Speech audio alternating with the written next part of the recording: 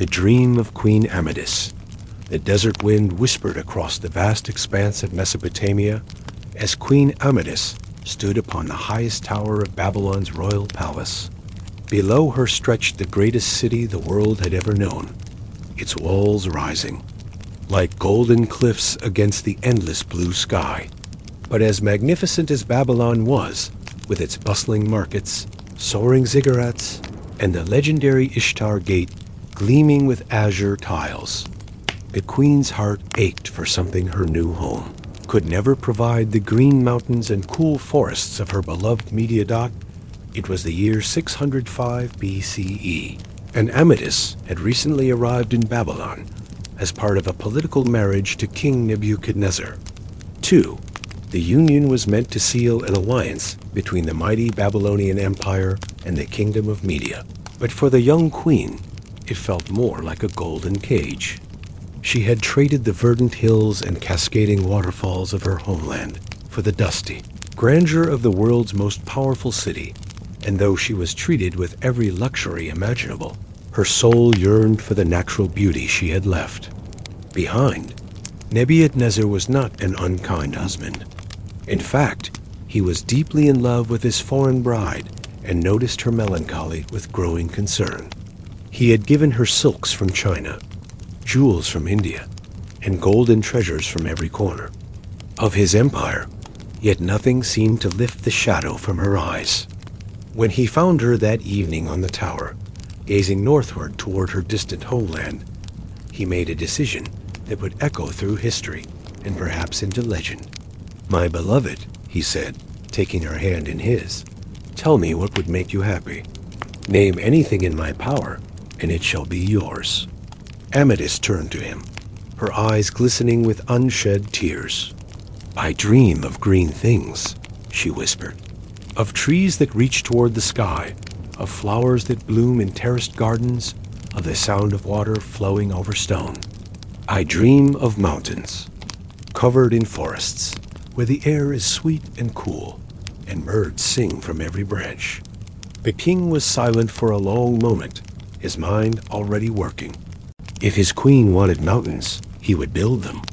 If she desired forests, he would create them. If she longed for flowing water and terraced gardens, he would construct the most magnificent botanical wonder the world had ever seen. The resources of the greatest empire on earth would be turned toward this single impossible goal, bringing the mountains to Babylon. "Then you shall have them," Nebuchadnezzar declared, his voice carrying the authority of a man who had conquered nations. "I will build you a garden that will make the gods themselves weep with envy. It will rise like a green mountain in the heart of our city, with every flower and tree from your homeland and beyond. The sound of waterfalls will sing you to sleep, and the scent of blossoms will greet you each morning." As the couple stood together under the star-filled desert sky, neither could have imagined that this moment of love and determination would birth one of history's most enduring mysteries. For the hanging gardens of Babylon, if they ever existed at all, would become more than just an engineering marvel. They would become a symbol of human ambition, love's power to move mountains, and the thin line between history and legend. Next morning, Nebuchadnezzar summoned his greatest architects, engineers, and scholars. The project he outlined to them seemed impossible. A massive terraced garden rising high above the city, filled with trees and plants from every corner of the known world, and supplied with enough water to sustain a forest in the middle of the desert. The assembled experts looked at one another with mixtures of excitement and terror. Their king was asking them to defy the very laws of nature. But this was Babylon at the height of its power, a city that had already accomplished the impossible. Its hanging gardens would join the Great Pyramid of Giza, the Colossus of Rhodes, the Lighthouse of Alexandria, and the other wonders of the ancient world, if indeed they were ever built at all. For as we shall see, the story of the Hanging Gardens is as much about what we don't know as what we do, a tale where myth and reality dance together like shadows at twilight. The master architect Kanish Marduk stepped forward, Bowing low before his king, "Great Nebuchadnezzar," he said, "we will need to study the engineering of mountains, the science of water flow, and the secrets of growing things in impossible places. This will be no ordinary garden, but a miracle of human ingenuity." "Then, make it so," the king replied. "Spare no expense, leave no stone unturned. My queen shall have her mountain garden, even if we must tear down the walls of heaven to build it." As the architects and engineers filed out to begin their planning, none of them could have known they were embarking on a project that would puzzle historians and archaeologists for over 2 millennia. The hanging gardens they were about to design would capture the imagination of every civilization that followed, inspiring countless writers, artists, and dreamers. Yet despite their fame, despite being counted among the 7 wonders of the ancient world, a troubling question would persist through the ages.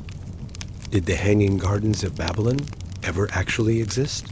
This question would become one of archaeology's most intriguing mysteries, a puzzle with missing pieces and conflicting evidence. Ancient writers would describe the gardens in vivid detail, yet modern excavations would find no trace of them. The gardens would appear in the works of Greek historians who never visited Babylon, while the detailed records of the Babylonians themselves would remain mysteriously silent about their greatest wonder. Tonight, as we begin our journey through this ancient mystery, we stand where Queen Amethyst once stood, looking out over the greatest city of the ancient world and imagining gardens that may have existed only in the realm of dreams and legend, but perhaps that makes them no less real, for the power of the Hanging Gardens lies not only in their stones and soil, but in their ability to inspire wonder across the centuries, a gift that continues to bloom in human hearts long after the last flower may have withered in the desert sand. Part 2. The Master Builder's Challenge Dawn broke over Babylon like molten gold, painting the ziggurats and palace walls in shades of amber and rose. In the shadow of the great Tower of Babel, Master Architect Kenish Marduk spread his papyrus scrolls across a massive cedar table, his weathered hands tracing calculations that would have baffled the greatest minds of any age. Around him, the finest engineers, hydraulic specialists, and master gardeners in the empire gathered to tackle what many privately believed was an impossible task. "Show me again the specifications," demanded Darius of Persia, the chief hydraulic engineer whose reputation for moving water through impossible terrain had earned him a place in Nebuchadnezzar's court. His calculating eyes studied the preliminary sketches with the intensity of a hunter tracking prey. 400 feet square at the base, rising in terraces to a height of... How many cubits did His Majesty specify? 75 cubits, replied Kenish Marduk solemnly, nearly as tall as the walls of Babylon themselves. Each terrace must be wide enough for the largest trees to grow, with soil deep enough to nourish their roots for centuries to come. A collective intake of breath rippled through the assembled group. 75 cubits over 120 feet of terraced gardens, rising like a green ziggurat from the heart of the city. The engineering challenges were staggering. The weight of soil and water alone would require foundations of unprecedented strength. The water system needed to lift the Euphrates River itself into the sky, defying every known principle of hydraulics. Master Gardener Nabu Rimani, whose knowledge of plants and growing things was legendary throughout Mesopotamia, stepped forward with obvious concern. The trees Queen Amethyst remembers from Media the great cedars, the flowering cherry trees, the oaks, they require different soils, different climates. Some need the cold of mountain air, others the specific minerals found only in certain regions. How do we recreate the climate of the Zagros Mountains here, in the desert of Babylon? It was Apollodorus of Damascus, a Greek engineer who had joined the project, who first suggested the solution that would become the garden's most famous feature. "We must think not like gardeners, but like gods," he declared, his eyes bright with inspiration. "If we cannot bring the mountains to Babylon, We must make Babylon into a mountain. Each terrace becomes a different world, a different climate. The higher levels will be cooler, catching the wind. The lower levels will retain moisture and warmth. We create not one garden, but many gardens, each suited to different plants. The concept was revolutionary, but it raised even more daunting questions. How would they transport enough soil to fill such massive terraces? Where would they find the rare plants Queen Amethyst remembered? Most challenging of all, how would they create a water system capable of irrigating a hanging mountain? Darius bent over his calculations, stylus dancing across clay tablets as he worked through the hydraulic equations. We'll need to construct what I'm calling the chain of pools, he announced after hours of intense calculation. A series of reservoirs at each level, connected by channels and fed by a system I've never attempted before. A continuous water lift powered by the current of the Euphrates itself. The water lift he described was a marvel of ancient engineering. A great wheel, turned by the river's flow, would carry bronze buckets in an endless chain, lifting water from the Euphrates to the topmost terrace of the garden. From there, a carefully designed system of channels, pools, and artificial streams would distribute the water throughout every level, creating not just irrigation, but the waterfalls and flowing streams that Queen Amethyst so desperately missed. The sound of water must be everywhere, insisted the Queen herself, who had quietly entered the planning chamber. The assembled engineers rose and bowed, but Amethyst waved them back to their work. I want to hear mountain streams from every corner of the garden. The music of flowing water should accompany every step. Her presence transformed the entire project. This was no longer just an engineering challenge or a royal command. It was a love letter written in stone, soil, and living wood. Every engineer and architect in the room could see the homesickness in her eyes, the longing for a landscape that lived only in memory. Their impossible task was not just to build a garden, but to reconstruct the homeland. Kenish Marduk unrolled a new scroll revealing the first comprehensive design for the hanging gardens. The structure resembled a massive stepped pyramid, but instead of stone blocks, each level would be filled with earth and planted with carefully chosen vegetation. The lowest terrace would feature palms, citrus trees, and flowering shrubs that thrived in warmth. The middle levels would house deciduous trees, berry bushes, and herb gardens. The topmost terraces would be reserved for the mountain plants of media, the pines, firs, and alpine flowers that could survive only in cooler air. The foundation, Kenish Marduk explained, pointing to the base of his design, must be strong enough to bear not just the weight of the structure, but the constant moisture that will permeate every level. We'll use fired brick reinforced with lead sheets to create a waterproof base. Above that, layers of reed and bitumen to prevent roots from penetrating the structure itself. The scale of labor required was breathtaking. Thousands of workers would be needed. Stonemasons to lay foundations that would last millennia, metal workers to forge the bronze components of the water system, gardeners to prepare and plant each terrace, and hydraulic specialists to maintain the flow of water that would keep the entire system alive. But perhaps the most challenging task fell to the plant collectors. Teams of botanists and explorers would fan out across the known world, from the mountains of Media to the forests of Lebanon, from the hills of Anatolia to the gardens of Egypt, seeking the specific plants and trees that would recreate Queen Amethyst's memories. Each plant would have to survive a journey of hundreds or thousands of miles, then adapt to life in an artificial environment, unlike anything in nature. As the planning session extended into the night, illuminated by oil lamps that cast dancing shadows on the papyrus scrolls, one question haunted every mind in the room. Was such a project actually possible? The mathematics worked, the engineering principles were sound, and the resources of the Babylonian Empire were vast.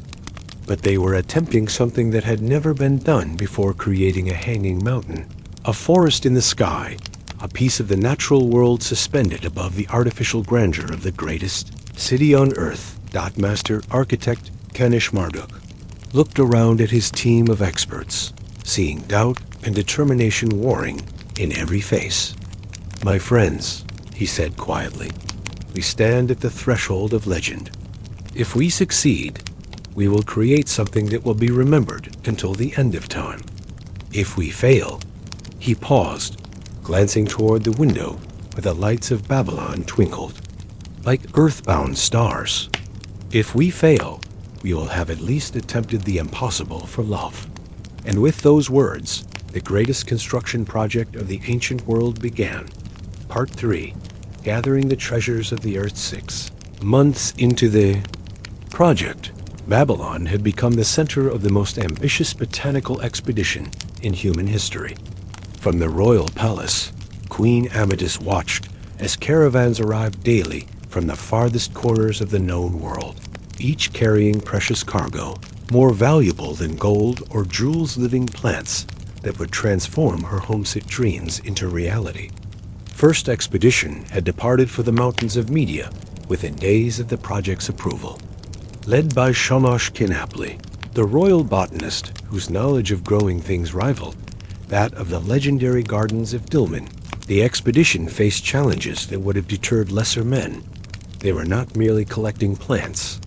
They were attempting to transplant entire ecosystems across vast distances.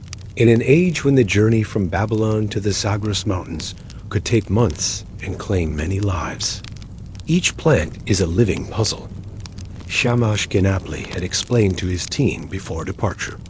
We must understand not just the plant itself, but the soil it grew in, the climate it knew, the insects that pollinated it, and the seasons that governed its growth. We are not gardeners, we are thieves, stealing pieces of the world itself. The expeditions that followed pushed even further into the unknown. A team led by the intrepid explorer Nabu Zirid B ventured into the cedar forests of Lebanon, seeking the magnificent trees that had already provided timber for Solomon's temple, and the great palaces of Assyria.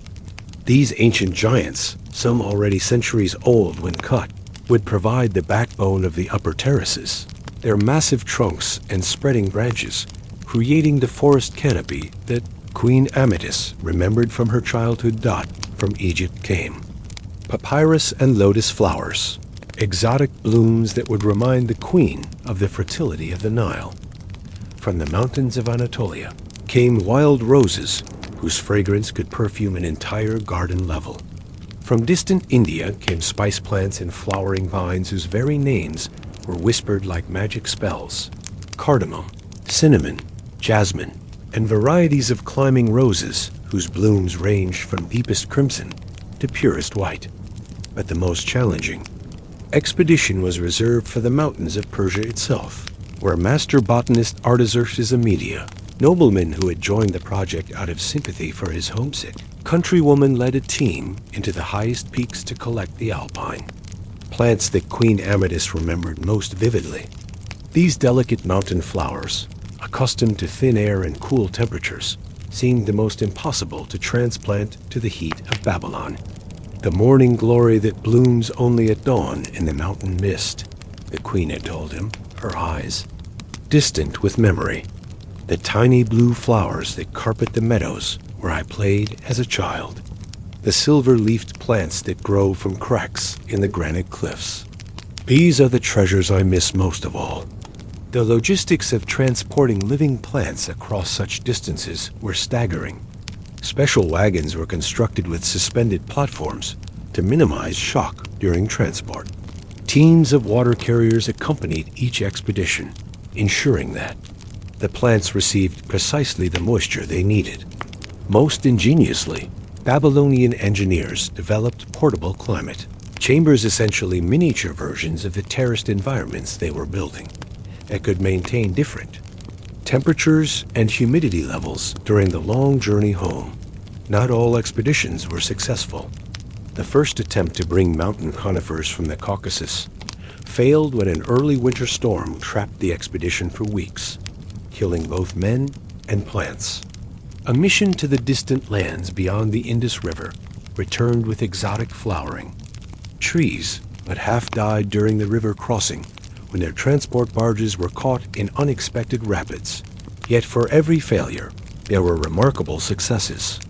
The expedition to the Black Sea returned with climbing vines that would eventually cascade from the upper terraces like green waterfalls. A diplomatic mission to Egypt's pharaoh resulted in a gift of rare lotus varieties that bloomed in different colors throughout the year. Most spectacular of all, the expedition to the mysterious lands of Punt, the legendary source of frankincense and myrrh, returned with trees whose aromatic sap would perfume the entire garden with sacred fragrance. Back in Babylon, the construction site had become a marvel in itself. The massive foundations were complete, layers of fired brick, lead sheeting, and bitumen, creating a waterproof base capable of supporting millions of tons of soil and stone. The first terrace level rose 40 feet above the ground, its walls thick enough for a chariot to drive along the top. Bronze pipes and channels were being installed throughout the structure, creating the circulatory system that would carry life-giving water to every level. The water lifting mechanism was perhaps the most impressive engineering achievement of all. The great bronze wheel, 30 feet in diameter, turned steadily in the current of the Euphrates. Its chain of bronze buckets lifted thousands of gallons per day to the uppermost reservoir, a marble-lined pool that served as the heart of the entire irrigation system. From there, carefully calculated channels directed water throughout the gardens, creating streams, pools, and waterfalls that not only nourished the plants, but provided the constant music of flowing water that Queen Amethyst so desperately missed itself. Master gardener Nabu-Rimani had divided the garden levels according to a complex understanding of plant compatibility and climatic requirements. The lowest level, closest to the heat radiating from the city below, would house desert and Mediterranean plants, date palms, citrus trees, oleander, and aromatic herbs that thrived in warmth. The middle terraces were reserved for temperate plants, flowering fruit trees, berry bush, and the climbing roses that would eventually create living walls of color and fragrance. The upper terraces presented the greatest challenge. Here, Babylonian engineers created what they called mountain chambers, areas where cool air was trapped and circulated, where special soils mixed with snow from distant mountains could provide the conditions that alpine plants required.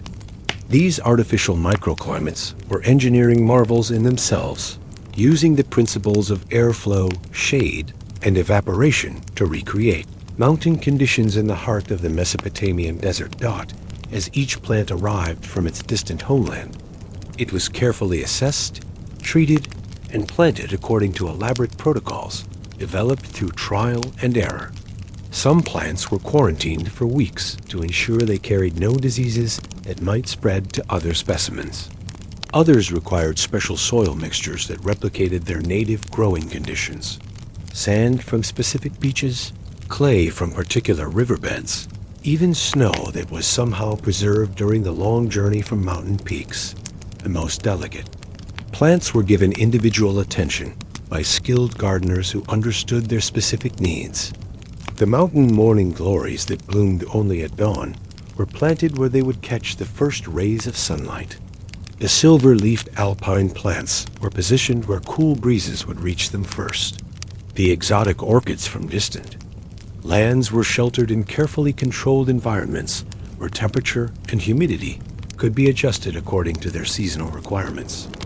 Queen Amethyst visited the construction site daily, watching with growing amazement as her impossible dream took shape. Where once there had been only empty space in the palace courtyard, now rose a green mountain that seemed to defy the very laws of nature. The sound of flowing water was indeed everywhere, a constant gentle music that reminded her of mountain streams. The air was beginning to carry the complex fragrances of 100 different flowering plants, a perfume more precious than any created by human art.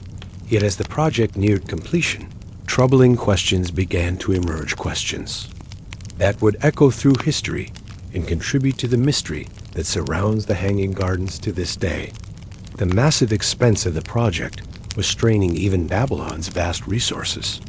The constant need for water was requiring engineering modifications that affected the city's entire water supply. Most concerning of all, the botanical diversity. That made the gardens so spectacular, also made them incredibly difficult to maintain. Plants from different climates and regions required different care, different seasons, different growing conditions. What had seemed like a triumph of human ingenuity was revealing itself to be a delicate, perhaps unsustainable balance between artificial and natural worlds. But on this night, as the last caravan of the season arrived with precious cargo from distant lands, Queen Amethyst stood once again on her high tower, breathing air that now carried the scent of her homeland's flowers and listening to the music of artificial streams that sounded remarkably like the mountain waters of her childhood dreams. Part 4. The Architecture of Paradise as the third year of construction began. The Hanging Gardens had already become the talk of the ancient world. Merchants and diplomats arriving in Babylon spoke of little else, describing a green mountain that rose impossibly from the heart of the greatest city on earth. But for master architect Kanish Marduk, the gardens represented not a completed triumph, but the most complex engineering puzzle he had ever attempted to solve. Standing on the uppermost completed terrace, as dawn broke over Babylon, he could see both the magnitude of what they had achieved and the challenges that still lay ahead. Below him stretched 4 completed levels of the garden, each a world unto itself, connected by marble staircases and the endless music of flowing water. Above him, 3 more levels awaited completion, including the crown jewel, the Queen's private garden, a sanctuary that would recreate the specific landscape of Queen Amethyst's childhood, home with unprecedented accuracy. The structural engineering required for the Hanging Gardens pushed the boundaries of ancient technology. Each terrace had to support not just the weight of soil and plants, but also the massive quantities of water needed to maintain the artificial ecosystem. The load calculations were staggering. The lower terraces bore the weight of everything above them, meaning the foundations had to support pressures that exceeded those of the largest ziggurats. The mathematics of water alone would challenge the gods themselves, muttered Darius of Persia, the chief hydraulic engineer, as he reviewed his latest calculations. The irrigation system he had designed was a masterpiece of ancient hydraulic engineering, but maintaining proper water pressure and flow to all 7 levels required constant adjustment and monitoring. Too little water, and the carefully transplanted mountain plants would wither in Babylon's desert heat. Too much, and the weight might cause catastrophic structural failure. The bronze water wheel that lifted the Euphrates to the gardens had been expanded twice since construction began. What started as an impressive but manageable mechanism had evolved into something resembling a giant's toy wheel 40 feet in diameter that turned with ponderous majesty, its chain of bronze buckets glinting in the sunlight as they carried their precious cargo skyward. The sound of the wheel had become part of Babylon's daily rhythm, a steady grinding that could be heard throughout the palace district. But the water wheel was only the beginning of the hydraulic system. Master engineer Apollodorus had designed what he called the rivers in the sky, an intricate network of channels, pools, and controlled waterfalls that distributed water throughout every level of the gardens. The main distribution chamber, built into the heart of the 4th terrace, resembled a miniature version of the great water temples of Egypt. Bronze pipes carried water in predetermined quantities to every section of each terrace, while overflow channels ensured that excess water cascaded down in carefully planned waterfalls that not only prevented flooding, but created the moving water features that Queen Amethyst had requested. The architectural design itself was revolutionary. Unlike traditional Mesopotamian buildings, which emphasized mass and permanence, the hanging gardens required a delicate balance between strength and lightness. The walls had to be thick enough to contain the massive weight of soil and water, yet perforated with enough drainage channels, planting spaces, and access passages to function as a living structure rather than a mere building. Kanish-Marduk had solved this problem by developing what he called honeycomb architecture, walls that were solid where strength was needed, but hollow, where weight reduction was crucial. The technique required unprecedented precision in construction, with each brick placed according to detailed plans that specified not just its position, but its relationship to the complex network of voids that made the structure both strong and habitable for plants. The terraces themselves were marvels of ancient landscape architecture. Each level was designed as a complete environment, with varying elevations, slopes, and microclimates that could support different types of plants. The first terrace, closest to ground level, featured broad, sunny spaces perfect for the date. Palms and citrus trees that reminded Queen Amethyst of oasis gardens. Artificial hills and valleys created wind patterns that distributed moisture evenly and prevented the stagnant air that could kill sensitive plants. The middle terraces were designed around the concept of forest layers, a revolutionary understanding of how different plants coexist in natural environments. Tall trees provided canopy cover for smaller trees, which in turn sheltered flowering shrubs, which protected ground-covering plants and flowers.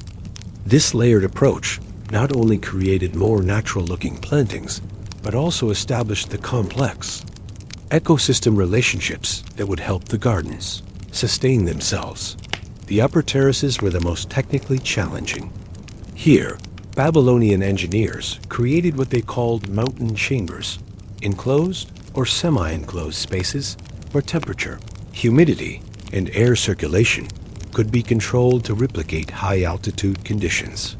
These chambers used a combination of deep earth burns, strategic shading, and carefully designed air channels to create pockets of cool, moist air where alpine plants could survive in the middle of the Mesopotamian desert. The Queen's private garden, planned for the topmost level, represented the ultimate fusion of engineering and artistry. This space was being designed to recreate not just the general environment of Media's mountains, but specific locations that held personal meaning for Queen Amethyst. Using detailed descriptions she provided, the architects were creating miniature versions of particular meadows, streams, and rocky outcroppings from her homeland. She described a waterfall that fell into a pool surrounded by white stones, where morning glories bloomed only on the eastern bank, explained Master Gardener Nabu Rim Ani as he supervised the construction of this most personal space. We are building not just a garden, but a memory made real. The attention to detail was extraordinary. Stones were imported from the specific mountain regions that Queen Amethyst remembered. Water was treated with mineral salts to replicate the exact chemistry of the streams she had known as a child. Even the soil was a precise mixture of earth from different regions, designed to provide the exact nutrients that would encourage her favorite plants to bloom, exactly as they had in the wild mountains of Media. Yet, for all its technical innovations, the true genius of the Hanging Gardens lay in how seamlessly they integrated engineering with nature. Visitors approaching the gardens saw not a building with plants attached, but what appeared to be a natural mountain that had somehow been transported intact to the heart of Babylon. The architectural elements, walls, channels, stairs, and chambers were disguised by careful plantings and natural stone facings that made them nearly invisible. The illusion was so complete that birds began nesting in the gardens, as if they were natural cliff faces. Butterflies and beneficial insects established colonies among the flowers. Even small animals found homes in the carefully created ecosystems of each terrace. What had begun as an artificial construction was becoming a genuine habitat, a piece of the natural world that happened to be suspended 75 feet above the streets of the world's greatest city, the gardens. Most famous architectural feature, the one that would be described in wonder by every ancient writer who mentioned them, was the grand staircase that spiraled around the outside of the structure. This marble stairway, wide enough for a royal procession, allowed visitors to ascend through each climate zone, experiencing the transformation from desert oasis to mountain meadow as they climbed. At intervals, the staircase opened onto viewing platforms where visitors could rest and contemplate both the gardens and the magnificent city spread below them. But perhaps the most impressive aspect of the garden's architecture was invisible. The drainage system that kept the entire structure from becoming a waterlogged ruin. Ancient architects understood that in a climate like Babylon's, managing excess moisture was as important as ensuring adequate water supply. A network of hidden drainage channels, lined with fired clay and sealed with bitumen, carried excess water away from plant roots and building foundations, while capturing and recycling much of it for reuse. The drainage system also served another crucial function. It prevented the buildup of salts that could poison the soil. In the arid climate of Mesopotamia, irrigation water naturally became increasingly saline through evaporation. The garden's drainage system was designed to flush away salt accumulations while retaining the nutrients that plants needed, a delicate balance that required constant monitoring and adjustment. As construction moved toward completion, Kanish Marduk often stood in the evenings on the highest completed terrace, watching the sun set over his impossible creation. The gardens were becoming more than anyone had dared imagine, not just a monument to royal love, but a testament to human ingenuity and the power of determination to reshape the world itself. Yet even as he admired what they had built, the master architect was troubled by questions that would haunt him for the rest of his life. Was such a complex system sustainable? Could the delicate balance of water, plants, and artificial climate controls be maintained indefinitely? And perhaps most troubling of all, were they creating a wonder that would outlast the ages, or a beautiful dream too fragile for the harsh realities of time? Part 5. The garden comes alive in the 4th year of construction. Something magical began to happen in the hanging gardens of Babylon. What had been an impressive but sterile architectural achievement started to transform into a living ecosystem. The carefully transplanted trees began to establish deep root systems. The flowering shrubs burst into spectacular seasonal blooms, and the alpine plants that had seemed so unlikely to survive began to thrive in their artificial mountain environment. Queen Amethyst made her first complete tour of the gardens on a morning in early spring, when the air was cool and sweet with a fragrance of 1,000 blossoms. Accompanied by Master Gardener Nabu Rim-Ani and a small retinue of court officials, she began her ascent at dawn, when the first terrace was just beginning to catch the golden light of sunrise. The lowest level had become a paradise of fruit trees and flowering shrubs. Date palms, their fronds rustling gently in the morning breeze, provided shade for smaller trees, heavy with oranges, lemons, and pomegranates. The queen paused beside a fountain, surrounded by beds of iris and lotus flowers, breathing deeply of air that now carried the complex perfume of growing things rather than the dust and heat of the desert city below. "The morning glories," she whispered, pointing to a wall covered with climbing vines whose trumpet-shaped blue flowers were just beginning to open in the early light. "They bloom exactly as they did in the mountains of my childhood." As they ascended to the second terrace, the character of the gardens changed dramatically. Here, flowering fruit trees created a canopy of pink and white blossoms, under which berry bushes and herb gardens flourished. Streams of water flowed along carefully designed channels, creating pools where water lily bloomed and small fish darted among submerged plants. The sound of moving water was everywhere, sometimes a gentle trickle, sometimes the musical splash of a small waterfall dropping from one level to another. The third terrace had become a rose garden that would have impressed the legendary gardens of Persia. Climbing roses covered trellises and walls, their blooms ranging through every color from deep crimson to purest white. The air was heavy with their fragrance, so intense that it seemed almost visible in the morning mist that rose from the irrigation channels. Between the roses, other flowering plants created a tapestry of color: jasmine, oleander, and exotic blooms from distant lands whose names were known only to the master gardeners who tended them. But it was the fourth and fifth terraces that truly took the queen's breath away. Here, the Babylonian engineers had succeeded in their most ambitious goal, creating genuine mountain forests in the middle of the Mesopotamian desert. Great cedars and pines rose toward the sky, their branches providing a cool green canopy under which mountain plants flourished exactly as they would have in their native highlands.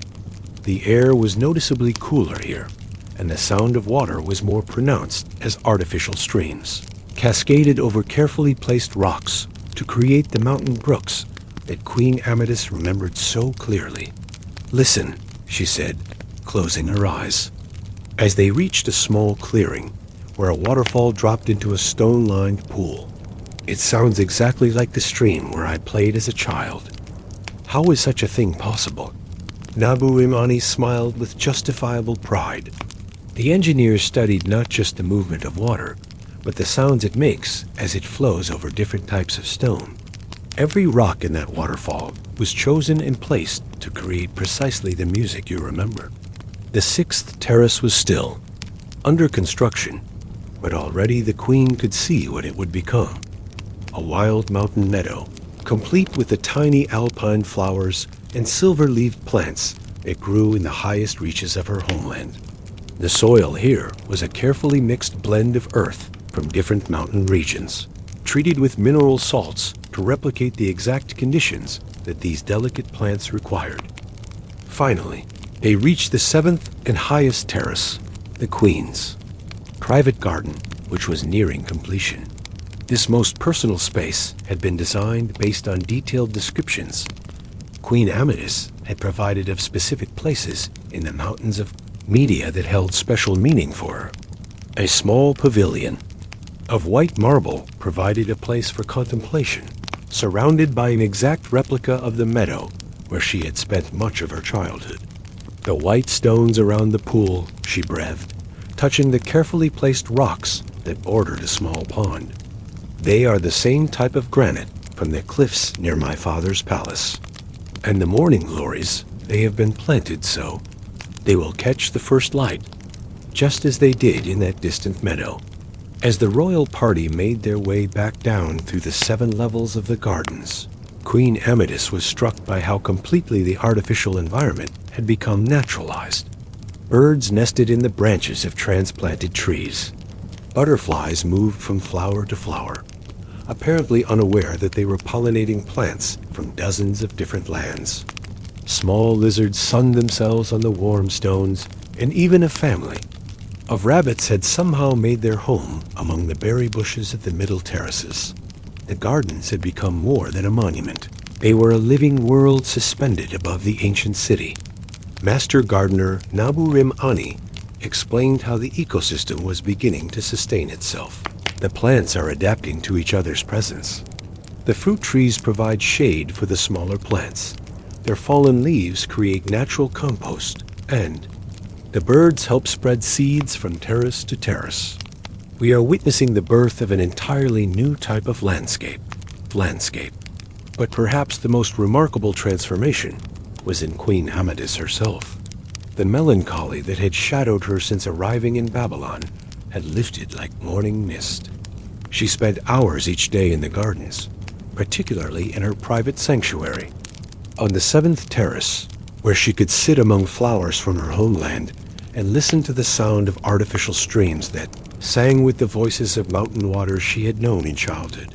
The gardens quickly became famous throughout the ancient world. Diplomatic missions from Egypt, Persia, Greece, and distant lands beyond the Indus River, included visits to the Hanging Gardens as essential parts of their ceremonial programs.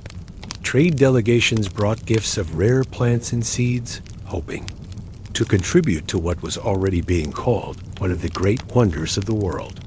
Greek merchants were among the first foreign visitors to document the gardens in detail. Ctesias of Cnidus, a physician and historian who visited Babylon during this period, wrote extensively about what he called the mountain that defies heaven. His descriptions would later influence other Greek writers, even those who never visited Babylon themselves, creating a literary tradition that would ensure the garden's fame long after the last flower had bloomed. 7 terraces rise like steps built for the gods, Ctesias wrote. Each level a different world, each world more beautiful than the last. Water flows upward through bronze channels, as if the very laws of nature bow to Babylonian engineering. Trees from every corner of the earth grow in impossible harmony, their roots drinking from streams that begin in the sky and fall like silver threads to feed the plants below. The gardens also attracted scholars and engineers eager to understand the technical innovations that made such a structure possible. The bronze water wheel became as famous as the gardens themselves, mechanism so precisely balanced that it could operate continuously with minimal maintenance, lifting thousands of gallons per day with a smooth efficiency that seemed almost supernatural to observers unfamiliar with Babylonian hydraulic engineering. Visiting architects studied the unique construction techniques, the honeycomb walls. That provided strength while reducing weight, the waterproof foundations that prevented seepage without blocking drainage, and the ingenious climate control systems that maintained different growing conditions on each terrace. Many attempted to recreate similar gardens in their own cities, but none achieved the perfect balance of engineering, botany, and artistry that made the Hanging Gardens unique. The economic impact of the gardens on Babylon was considerable. The constant stream of visitors brought trade and diplomatic advantages.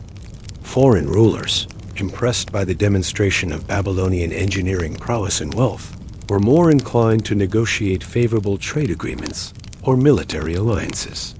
The gardens became a symbol of the empire's power, not just the power to conquer, but the power to create beauty on an unprecedented scale.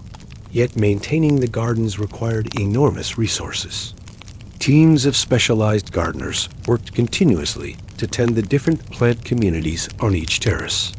The water system required constant monitoring and adjustment to ensure proper flow and pressure throughout all 7 levels.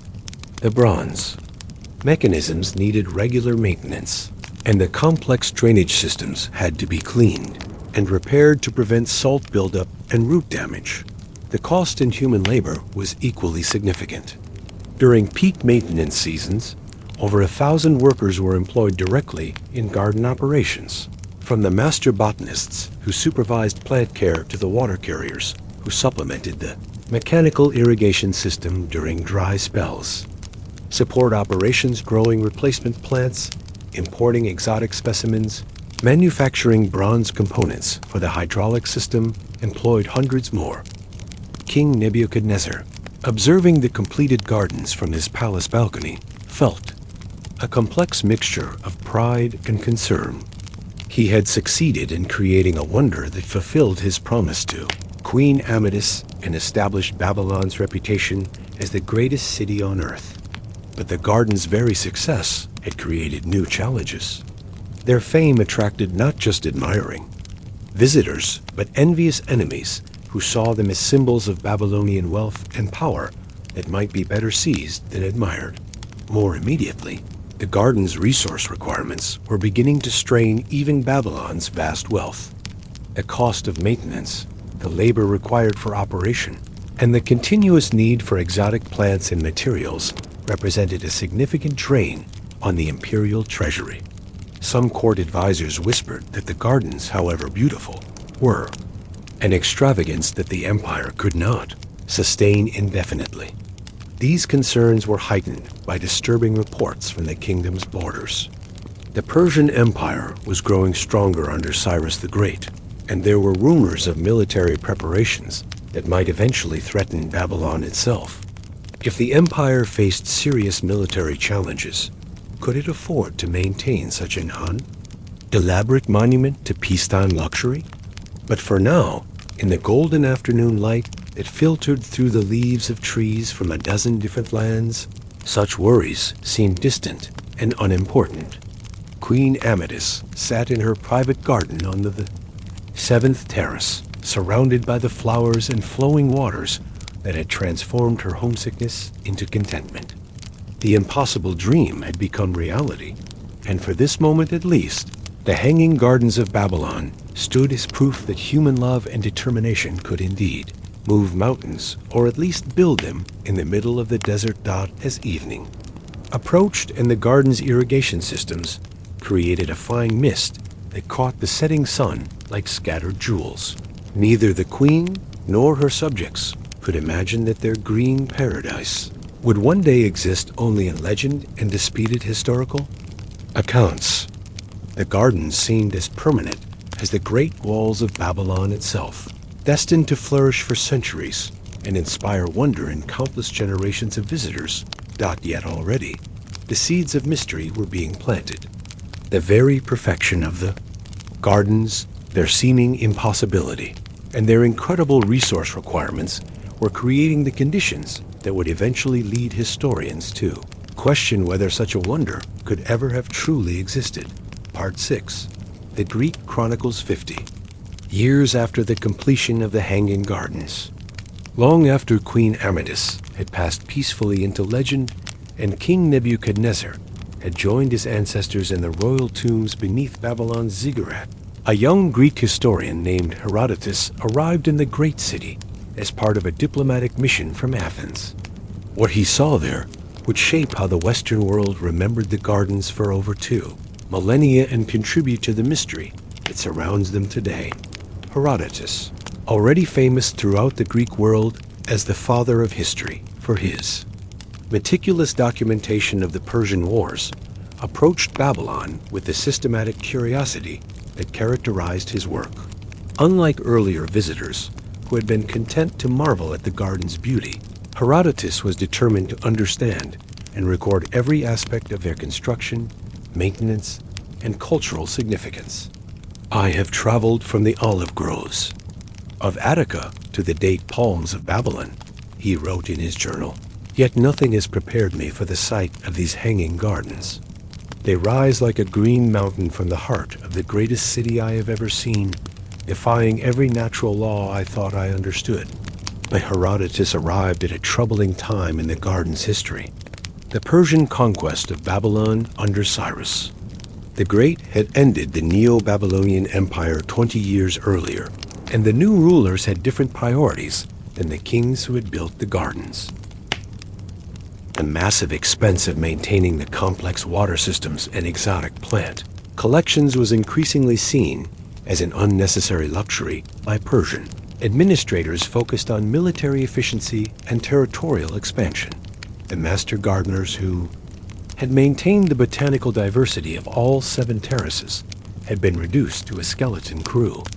Many of the most exotic plants, those requiring constant attention and specialized care, had already been lost.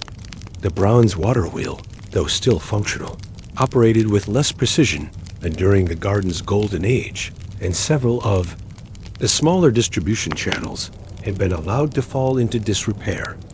Despite these signs of decline, Herodotus was struck by the garden's enduring magnificence. Even in their diminished state, they remained one of the most impressive constructions he had ever witnessed. His detailed descriptions would become the primary source for later Greek writers, creating the literary tradition that established the Hanging Gardens as one of the 7 wonders of the ancient world. The gardens are supported by stone columns. Herodotus recorded with careful attention to engineering details, and the whole space is filled with earth to such a depth that the roots of the largest trees find sufficient nourishment. When this earth was laid on, it was planted with trees of every kind that could give pleasure by their size or any other charm. The columns support not only the earth, but also wooden beams of great size, laid crosswise and strengthened withal. That can make them strong. His account of the water system was equally precise. Water is drawn up from the river by machinery and conducted to the highest terrace, whence it flows down through the whole work, watering every part of it. This machinery consists of engines with endless screws, by which the water is carried from the river below to the reservoirs prepared for it above. But Herodotus was more than just a recorder of technical specifications. He understood that the gardens represented something profound about human nature and the relationship between power and beauty. In his conversations with elderly Babylonians, who remembered the garden's construction, he uncovered the romantic story of their origin king, Nebuchadnezzar's love for his homesick queen, and his determination to recreate her homeland in the heart of his empire. "They tell me," Herodotus wrote, "that the king built these gardens for his wife, who had been brought up in the mountains and delighted in mountain scenery, but was unable to endure the flat monotony of Babylon. Love, it seems, can inspire men to achievements that rival the works of the gods themselves." During his 3-month stay in Babylon, Herodotus made multiple visits to the gardens, documenting their seasonal changes and interviewing the Persian officials responsible for their maintenance. What he learned troubled him. The gardens were slowly dying. Without the continuous investment and specialized knowledge that had maintained them during the Babylonian period, the complex ecosystem was beginning to collapse. The highest terraces where the mountain plants once grew are nearly bare now, he noted sadly. The Persian administrators tell me these plants were too delicate and expensive to maintain. They have replaced them with simpler species that require less care, but much of the original beauty has been lost. More significantly for history, Herodotus encountered something that would puzzle historians for centuries. The Babylonian records themselves contain surprisingly little information about the gardens. While Persian administrative documents mention the ongoing costs of garden maintenance, the detailed construction records and design specifications that should have existed seem to have vanished. It is strange, Herodotus observed, that such a magnificent work should be so poorly documented by those who built it. The Babylonians keep meticulous records of everything: trade transactions, legal proceedings, religious ceremonies, yet I can find no detailed accounts of how these gardens were designed or constructed. It is as if they wished to preserve the mystery along with the beauty. This absence of contemporary Babylonian documentation would become one of the central puzzles surrounding the Hanging Gardens. Later, historians would struggle to understand how such a massive and expensive project could have left so little trace in the archaeological record of one of history's most bureaucratic civilizations. Herodotus's account was followed by those of other Greek writers, each adding their own details and interpretations. Ctesias, the Greek physician who had visited Babylon earlier, provided measurements and technical specifications that differed significantly from Herodotus's account. Strabo, writing centuries later, described gardens that seemed even more elaborate and impossible than those documented by earlier writers. These accumulating Greek accounts created what scholars now recognize as a literary phenomenon. Each successive writer expanded and embellished the descriptions of previous authors, creating increasingly fantastical versions of what may have begun as a relatively simple historical reality. The gardens became not just a monument, but a symbol of Eastern luxury and engineering prowess that captured the Greek imagination. Each terrace was like a separate world, wrote Diodorus Siculus, whose account was based entirely on earlier Greek sources, with trees reaching heights of 25 feet and bearing fruit of wondrous size and beauty. The whole structure rose to the height of the city walls and presented to those approaching the city the appearance of a theater built of greenery. The Greek fascination with the gardens reflected deeper cultural anxieties about the relationship between civilization and nature, between human ambition and divine power. To Greek minds, The idea of gardens that defied gravity and natural law represented both the pinnacle of human achievement and a dangerous hubris that challenged the gods themselves. This tension appears throughout Greek writing about the gardens. While admiring their beauty and technical sophistication, Greek authors also emphasized their artificial nature and implied criticism of the enormous resources required to maintain them. The gardens became symbols of both Eastern magnificence and Eastern excess wonders to be admired, but also cautionary tales about the dangers of unlimited power and wealth as Persian rule in Babylon gave way to the conquests of Alexander the Great. The gardens faced new challenges. Alexander himself visited the gardens during his occupation of Babylon, and according to some accounts, was so impressed that he considered making Babylon his permanent capital partly because of these wonders. But his early death ended any possibility of renewed imperial support for the gardens' maintenance by the time Herodotus completed his final visit to Babylon. The decline of the gardens had become unmistakable. What once was a green mountain reaching toward heaven has become a slowly dying monument to vanished glory, he wrote with evident sadness. Yet even in decline, these gardens inspire wonder and speak to something deep in the human spirit that yearns to transform the world through beauty. His final observation would prove prophetic. I fear that future generations will find it difficult to believe that such wonders ever existed. Already, the gardens seem more like dreams than reality, visions of paradise that human hands somehow briefly made real in this world of dust and stone. These Greek accounts, particularly that of Herodotus, would become the primary sources for all later Western knowledge of the Hanging Gardens. But they also introduced elements of uncertainty and contradiction that would plague historians for centuries. Were the gardens really as magnificent as Greek writers claimed? Did the technical details described by various authors actually correspond to any real structure? Or had the gardens already begun their transformation from historical reality, too? Literary legend during the very period when they were most carefully documented?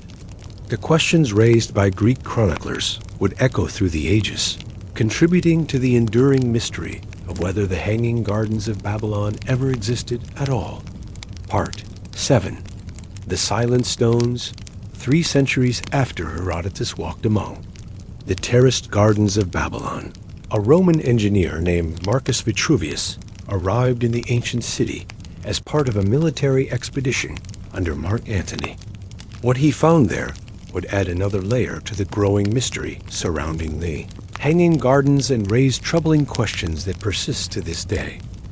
Babylon in the 1st century BCE was a shadow of its former glory. The great city that had once been the center of the world's mightiest empire was now a provincial town in the Roman sphere of influence. Its population dwindled, its magnificent buildings crumbling from centuries of neglect. The legendary walls described by Herodotus were partially demolished, their bricks carried away for construction projects elsewhere. The great ziggurats still rose against the desert sky, but their temples were empty, their priests scattered or dead. Vitruvius, author of the famous architectural treatise De Architectura, had come to Babylon specifically to study the Hanging Gardens. As one of Rome's most respected engineers, he was intensely curious about the hydraulic innovations that had supposedly made such a structure possible. His systematic investigation of the ruins would reveal disturbing inconsistencies between legend and physical evidence. I have searched every corner of this ancient city, Vitruvius wrote to his colleague Agrippa in Rome, yet I can find no trace of the magnificent gardens described by our Greek predecessors. Where Herodotus wrote of stone columns supporting terraced earth, I find only empty foundations whose purpose remains unclear.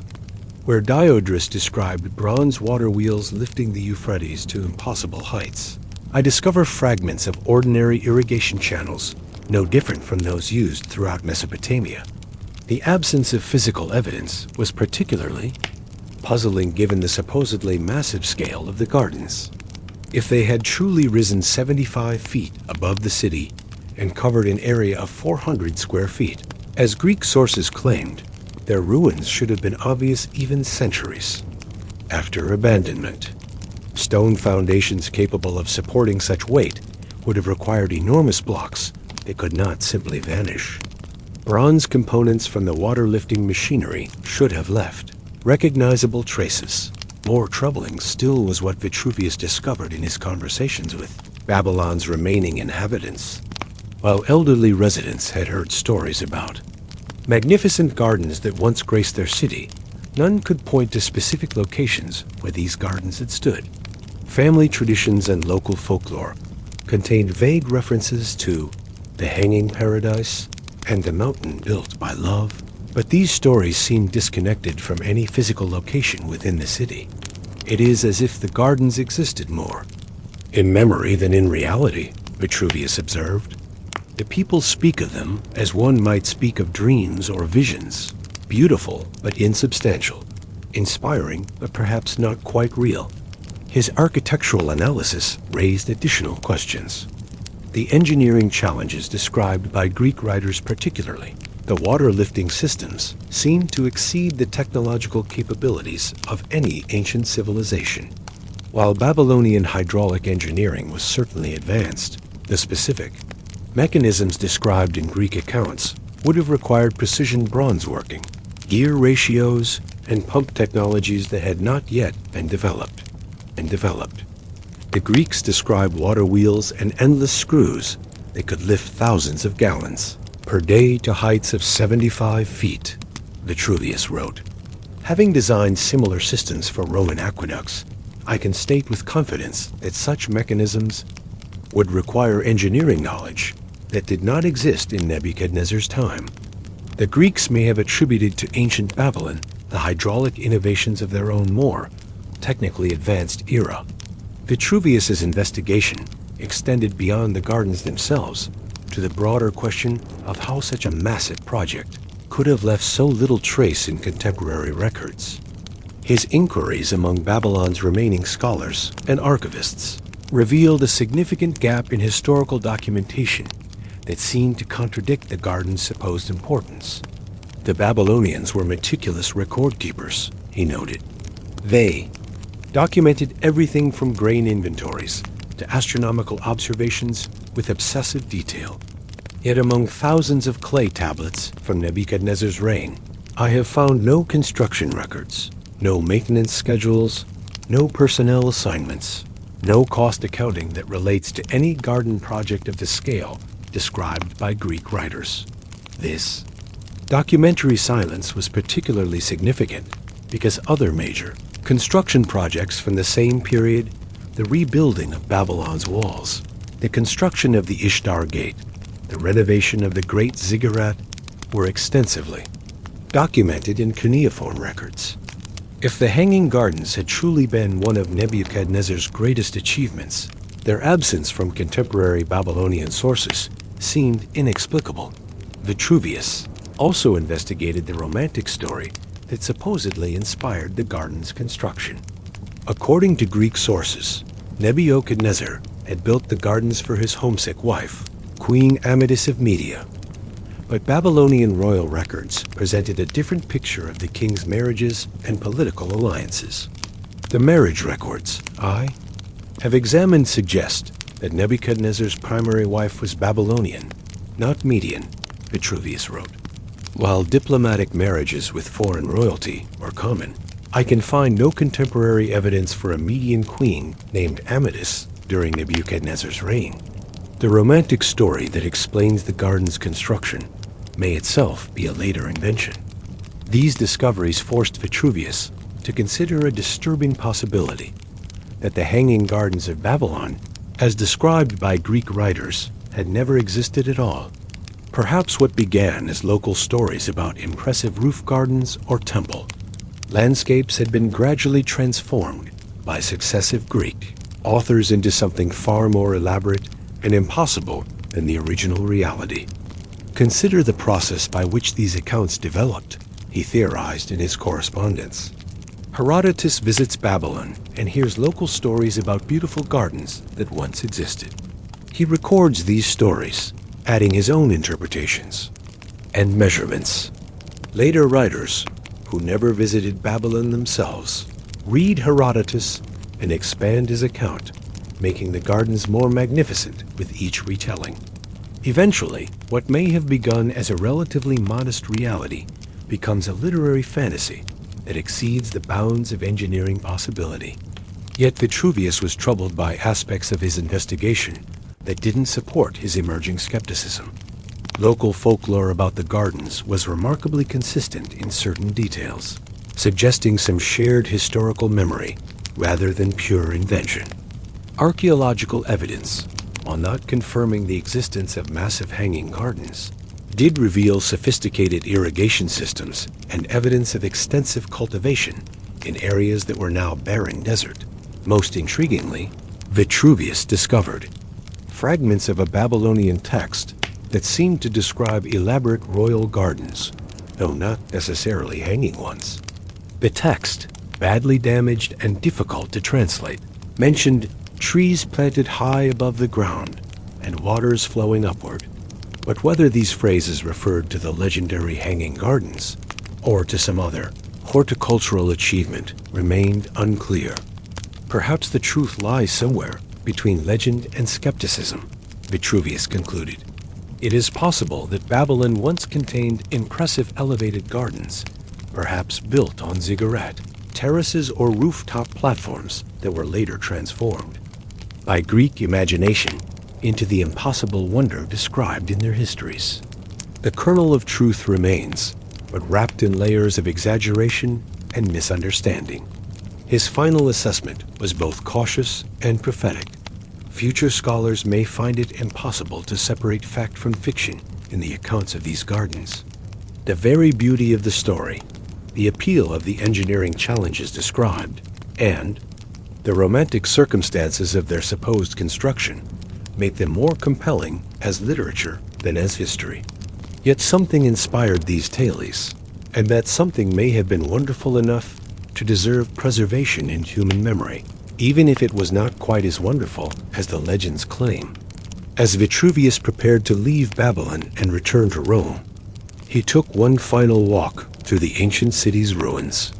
In the evening light, with shadows stretching long across the crumbling walls and empty foundations, he could almost imagine the green terraces and flowing water that Greek writers had described. The power of the legend was undeniable, even for someone who had found so little physical evidence to support it. Perhaps, he wrote in his final letter from Babylon, the greatest wonder is not that the gardens may have existed, but that the human imagination can conceive of such beauty that it feels real across the centuries, inspiring each generation to dream of paradise made manifest on earth. His investigation would be forgotten for over a millennium, but his questions would eventually resurface to challenge modern archaeologists and historians attempting to solve the mystery of Babylon's most famous wonder. Part 8. The Medieval. Metamorphosis in the year 985 CE, nearly a millennium after the Roman engineer Vitruvius had walked among Babylon's ruins. An Arab geographer named al-Muqaddasi penned one of the most influential medieval accounts of the ancient world's wonders. Writing in Baghdad, the new jewel of Islamic civilization built not far from ancient Babylon's ruins, al-Muqaddasi transformed the classical story of the Hanging Gardens into something that would capture medieval imagination for centuries too. By this time, the historical Babylon had been abandoned for over 300 years. The Euphrates River had changed course, leaving the ancient city site as a collection of mysterious mounds rising from the desert. Bedouin tribes grazed, their camels where the Ishtar Gate had once welcomed visitors from across the known world. Yet the legend of the Hanging Gardens lived on, growing ever more fantastic with each retelling. Al-Muqaddasi had never seen the ruins of Babylon, but he had access to Greek texts translated into Arabic during the great scholarly movement of the early Islamic period. Working from these sources, along with Persian and local Mesopotamian traditions, He created a synthesis that would influence how the medieval world understood the ancient gardens. In the days of Nebuchadnezzar the Proud, Al-Muqaddasi wrote, there rose in Babylon a garden that touched the very threshold of paradise. 7 levels it possessed, each more beautiful than the last, with trees that bore fruit of gold and silver, and streams that flowed not with water, but with liquid light. The medieval Islamic version of the story differed significantly from Greek accounts. While Greek writers had emphasized the engineering marvels that made the gardens possible, Islamic authors focused on their spiritual significance. The gardens became a metaphor for earthly paradise, a glimpse of the heaven promised to the faithful. Trees that had been merely exotic in Greek accounts became magical, bearing fruit that could heal any illness or grant any wish. This transformation reflected the different cultural contexts in which the stories developed. Greek writers, heirs to a tradition that valued human achievement and technical innovation, had celebrated the gardens as triumphs of engineering and royal ambition.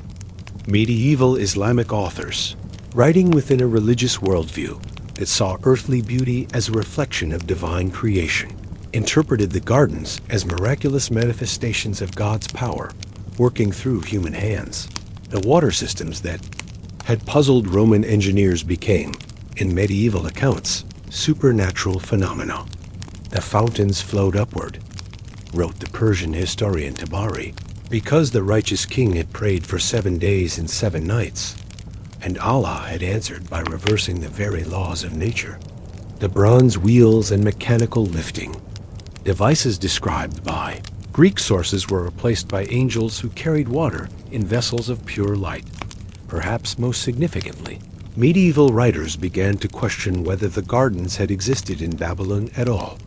Some Islamic scholars, working with ancient Persian sources that had been unavailable to Greek and Roman writers, suggested that the legendary gardens might actually have been built in Nineveh, the ancient Assyrian capital, rather than in Babylon. This theory was most fully developed by the Kurdish historian al-Shabankarai in the 12th century. Based on his reading of Persian royal chronicles and Assyrian administrative records that had survived in monastery libraries, he argued that the gardens, attributed to Nebuchadnezzar, had actually been built by the Assyrian king Sennacherib at his palace in Nineveh. Asterisk, the confusion arises, Al-Shabankarai explained, because both Babylon and Nineveh were great cities of Mesopotamia. Both had kings who built magnificent gardens, and both fell to foreign conquerors who scattered their records. Greek writers, hearing stories of hanging gardens from that region, may have attributed them to the more famous city rather than seeking the truth of their actual location. This Nineveh theory gained support from other medieval sources. Assyrian palace reliefs, which had been discovered in monastery collections, showed elaborate rooftop gardens and sophisticated irrigation systems that seemed to match some descriptions of the hanging gardens better than anything found in Babylonian art. Moreover, cuneiform texts from Sennacherib's reign explicitly described the king's pride in his palace, gardens and water-lifting technologies. I caused a canal to be dug to the city and the waters to flow to the palace gardens, one Assyrian text stated. Trees from distant lands I planted in terraced gardens and made them flourish as if in their native soil. While not describing gardens suspended in the air, these Assyrian sources provided contemporary documentation for impressive royal gardens that Greek authors might later have transformed into the hanging wonder of legend. The medieval period also saw the emergence of fantastic travel accounts that claimed to describe visits to the ruins of the hanging gardens. The most famous of these was the Journey of Ibrahim ibn Ahmad, supposedly written by an Arab merchant who claimed to have found the garden ruins in the desert and spent 3 days exploring their remains. Though crumbled by time, the 7 terraces could still be seen, Ibn Ahmad wrote, and in the moonlight, the ghosts of ancient trees swayed in breezes that carried the perfume of flowers that bloomed 1,000 years ago. His account included detailed descriptions of bronze machinery, still partially buried in the sand, and claimed that local Bedouins avoided the area because they heard the sound of flowing water on windless nights. Modern scholars recognize Ibn Ahmad's account as pure fiction. The geographical details are impossible, and the technical descriptions contradict known archaeological evidence. But medieval readers accepted it as genuine, and it became one of the most copied and influential texts about the Hanging Gardens. The account appealed to medieval sensibilities by combining adventure, mystery, and spiritual symbolism in a way that satisfied both scholarly curiosity and religious devotion. The Crusades brought Western European Christians into contact with these Islamic interpretations of the Hanging Gardens, creating yet another layer of cultural transformation. Christian writers of the high medieval period incorporated the garden stories into their own theological frameworks, interpreting them as prefigurations of the Garden of Eden or the heavenly Jerusalem described in the book of Revelation. As God planted a garden in Eden for the first man, wrote the 13th century chronicler Jacques de Vitry, so did he inspire the pagan king to build a garden that would remind men of paradise lost and paradise promised. Though built by unbelievers, the Hanging Gardens served God's purpose by kindling in human hearts the desire for the true garden that awaits the faithful. This Christian interpretation added new elements to the garden story. Medieval European accounts often described the gardens as having been destroyed not by natural decay or political neglect, but by divine judgment against their builders' pride. The gardens became cautionary tales about the dangers of earthly ambition, while simultaneously serving as symbols of the paradise that awaited righteous Christians. The medieval transformation of the Hanging Garden story illustrates how legends adapt to serve the needs and values of different cultures and periods. What began as a Greek celebration of human engineering achievement became an Islamic meditation on divine power, then a Christian allegory about paradise and pride. Each version preserved certain core elements: the terraced structure, the amazing water systems, the exotic plants, while reinterpreting their meaning and significance. Yet, all these medieval versions shared one characteristic that would prove significant for later historical investigation. They moved the gardens further away from historical reality and deeper into the realm of legend and spiritual symbolism. By the end of the medieval period, the Hanging Gardens of Babylon had become less a historical monument than a literary and religious archetype, a symbol of impossible beauty that existed more perfectly in human imagination than it ever could. Heaven, the physical world.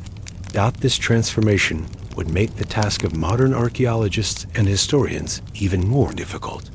When they finally began systematic excavations of ancient Mesopotamian sites, they would have to separate not just Greek exaggeration from historical fact, but layers of medieval legend, religious allegory, and pure fantasy that had accumulated around the garden story over more than a millennium.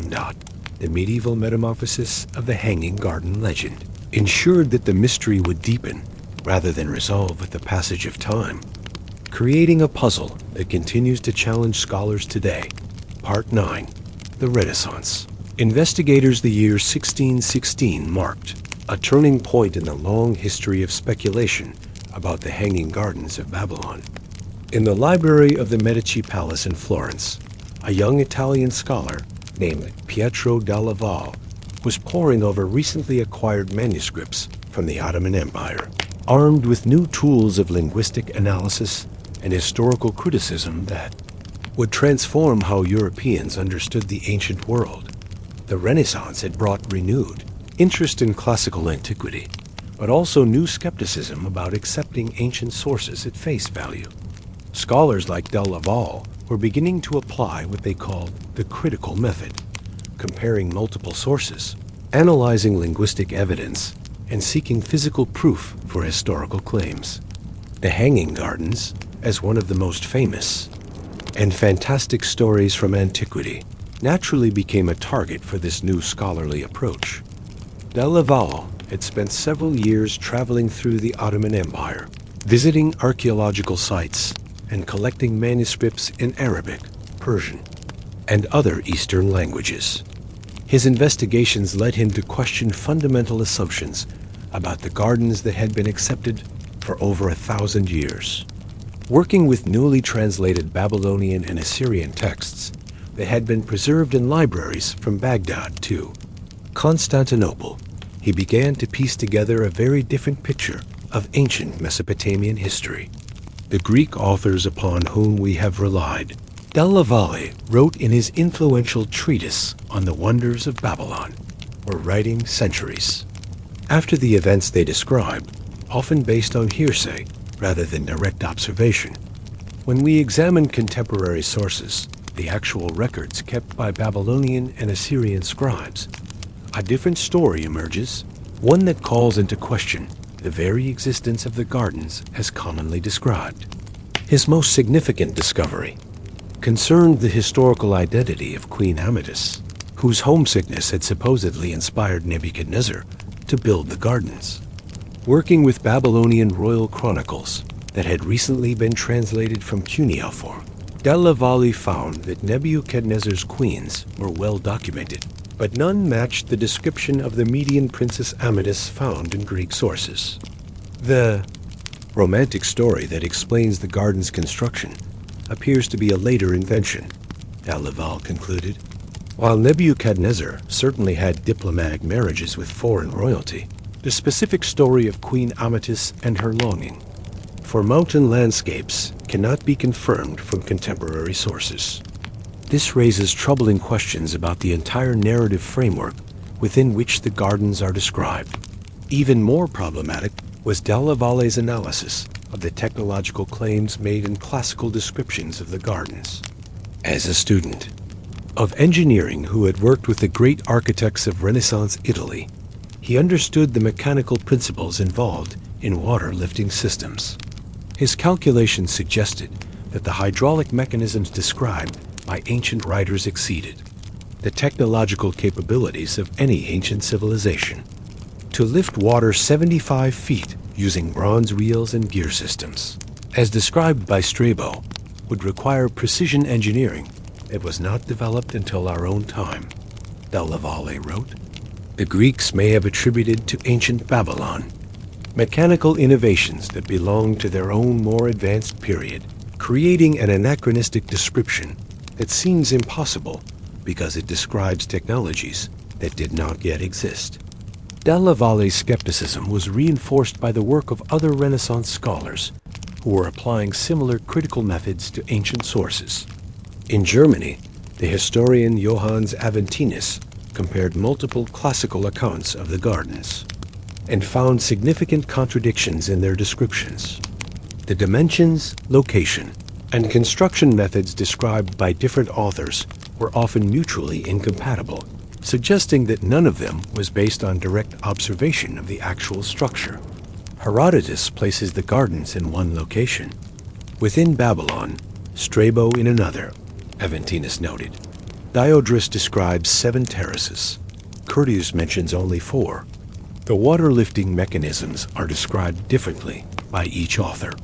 These are not the minor discrepancies we might expect from different observers of the same structure, but fundamental disagreements that suggest the authors were drawing from different, possibly fictional sources. The Renaissance investigation was aided by the first accurate maps of Mesopotamia produced by European travelers. These maps, based on actual surveying rather than classical geography, showed the ruins of ancient Babylon as a collection of mounds and foundations that bore little resemblance to the magnificent city described by Greek writers. More significantly, there were no obvious locations where structures as massive as the Hanging Gardens could have stood. French cartographer Guillaume de Lisle, working from reports by travelers and diplomats, produced the first scientifically accurate map of the Babylon region in 1712. His work showed that the Euphrates River had changed course significantly since ancient times, and that the area where classical sources placed Babylon was now largely empty desert. The great city walls described by Herodotus had left only faint traces, and there was no evidence of the massive foundations that would have been required to support hanging gardens. The Renaissance. Scholars also benefited from improved understanding of ancient languages. As cuneiform texts were gradually deciphered, scholars gained access to contemporary Babylonian records that provided a very different perspective on Nebuchadnezzar's reign. These sources, written by the Babylonians themselves, documented extensive construction projects, including the rebuilding of temples, the construction of new palaces, and improvements to the city's defenses. Yet despite their meticulous attention to royal building projects, they contained no clear references to hanging gardens.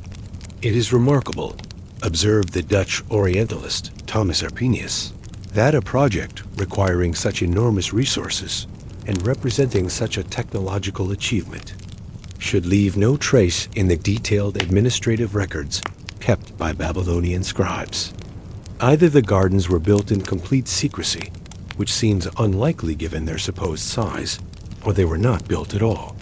The Renaissance investigation reached its culmination in the work of French scholar Jean Hardouin, whose radical skepticism extended far beyond the hanging gardens to question the authenticity of many classical texts. While Hardouin's extreme positions were rejected by most of his contemporaries, his specific analysis of the garden sources was influential and disturbing. Consider the progression of descriptions, Hardouin argued in his controversial critical examination of ancient histories. Each successive Greek author describes gardens that are more elaborate and impossible than those described by his predecessors. This is not how genuine historical traditions develop, but how literary fantasies grow through retelling. We are witnessing not the preservation of historical memory, but its systematic corruption through generations of embellishment. Hardouin's theory was that the entire story of the Hanging Gardens had been created by later Greek writers as a literary exercise designed to demonstrate the wonders that could be achieved by absolute monarchy. In this interpretation, the gardens were never intended as historical fact, but as philosophical allegory, a meditation on the relationship between power, nature, and human desire. The story serves too perfectly as a moral tale, Hardouin observed. A powerful king, driven by love for his wife, attempts to recreate paradise on earth through human artifice. The gardens become a symbol of both human achievement and human hubris, too perfect in their literary function to be believable as historical reality. Yet Renaissance skepticism was not universal. Some scholars, working with newly discovered Persian and Arab sources, found evidence that supported at least some version of the garden story. The Italian archaeologist Giovanni Battista Belzoni, famous for his excavations in Egypt, made a brief expedition to Mesopotamia in 1817 and claimed to have found foundation stones that might have supported large, elevated structures. Though I cannot prove these are the foundations of the legendary gardens, Belzoni wrote, "The masonry work is of extraordinary quality and strength, suggesting structures of unusual height and weight. The positioning near what appears to have been the royal palace quarter is consistent with classical descriptions, though the evidence remains tantalizing rather than conclusive." More intriguingly, Renaissance scholars gained access to Assyrian palace reliefs that had been unknown to classical authors.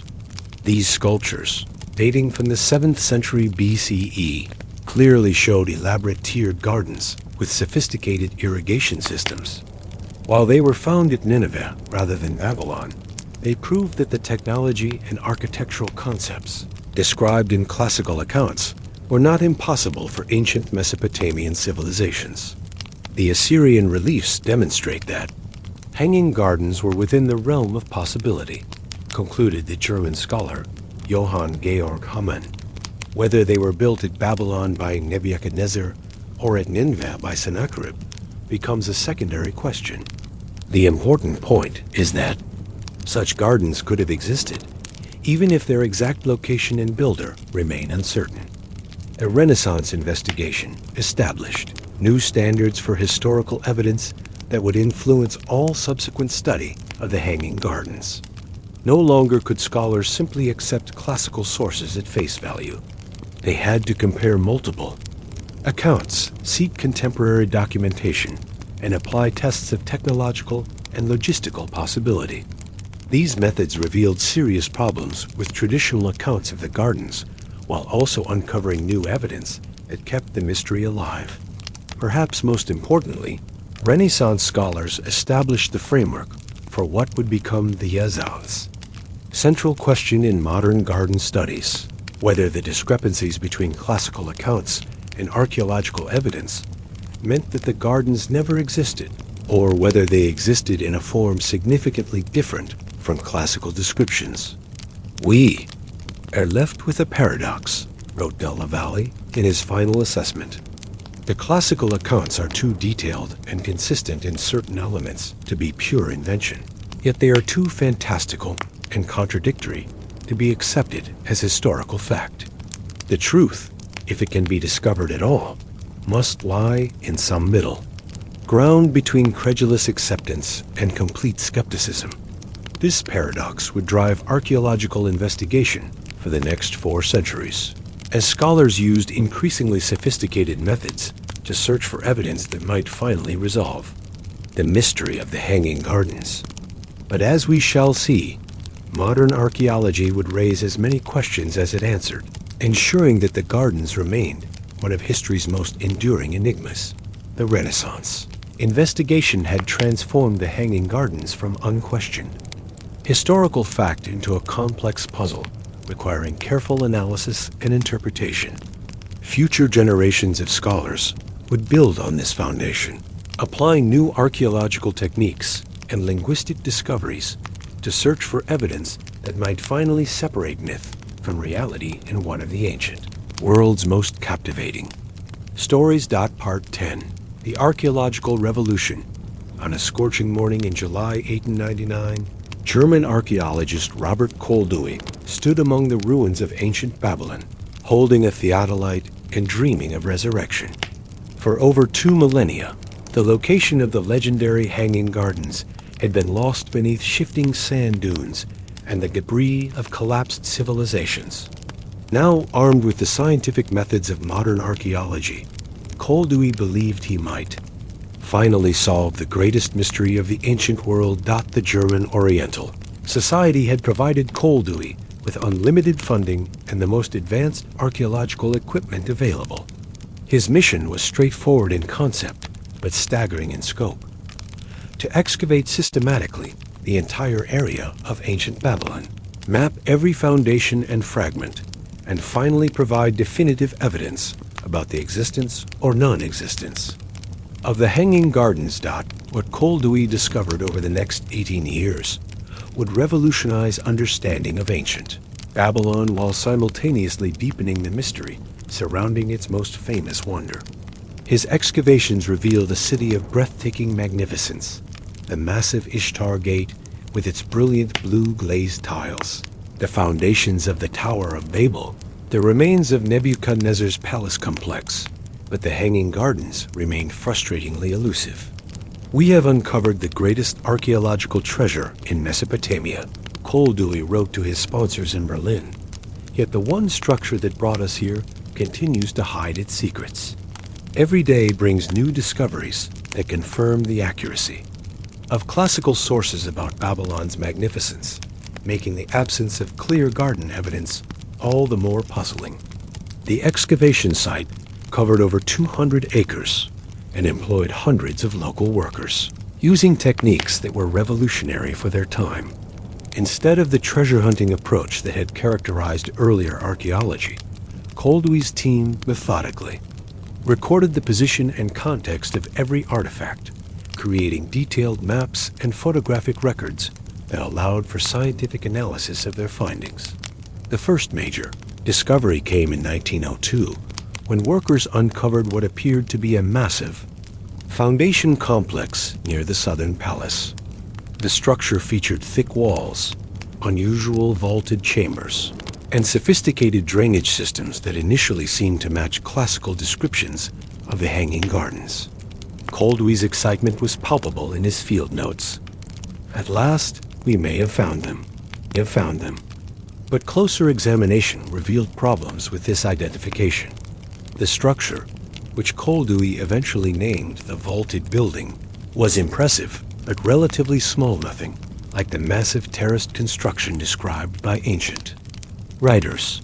The chambers were well suited for storage rather than gardening, and there was no evidence of the elaborate water-lifting machinery that supposedly fed the gardens.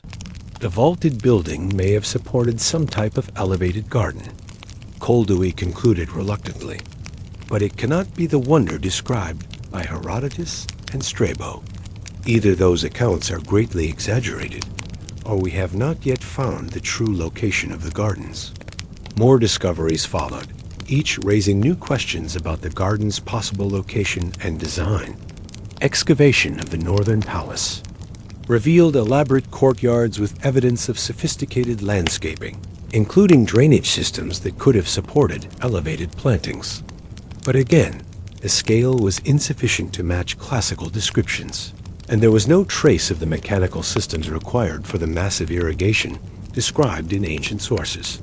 Perhaps most significantly, Coldewey's team discovered an extensive archive of cuneiform tablets from Nebuchadnezzar's reign over, 10,000 documents that provided unprecedented insight into the administration of the Neo-Babylonian Empire.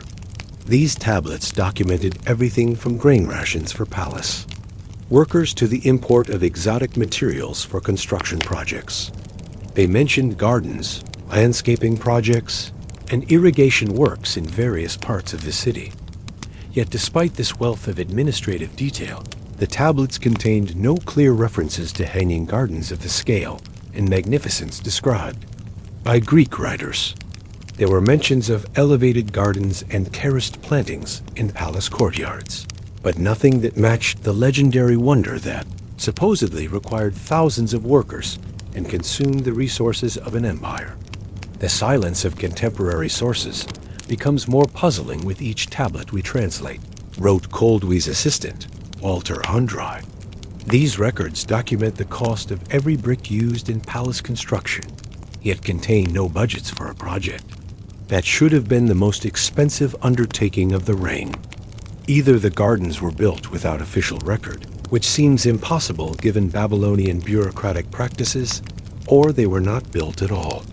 The German excavations also revealed important information about Babylon's water supply and irrigation systems. Coldewey's team mapped an extensive network of canals, reservoirs, and drainage channels that demonstrated sophisticated hydraulic engineering throughout the city. But these systems were designed for urban water supply and waste management rather than for lifting water to extraordinary heights.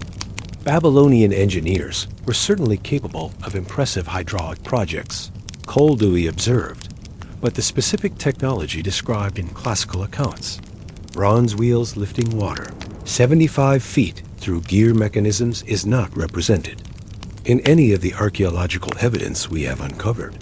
Either such mechanisms were completely dismantled and recycled, or they never existed. The excavation did provide important insights into the probable source of the garden legend.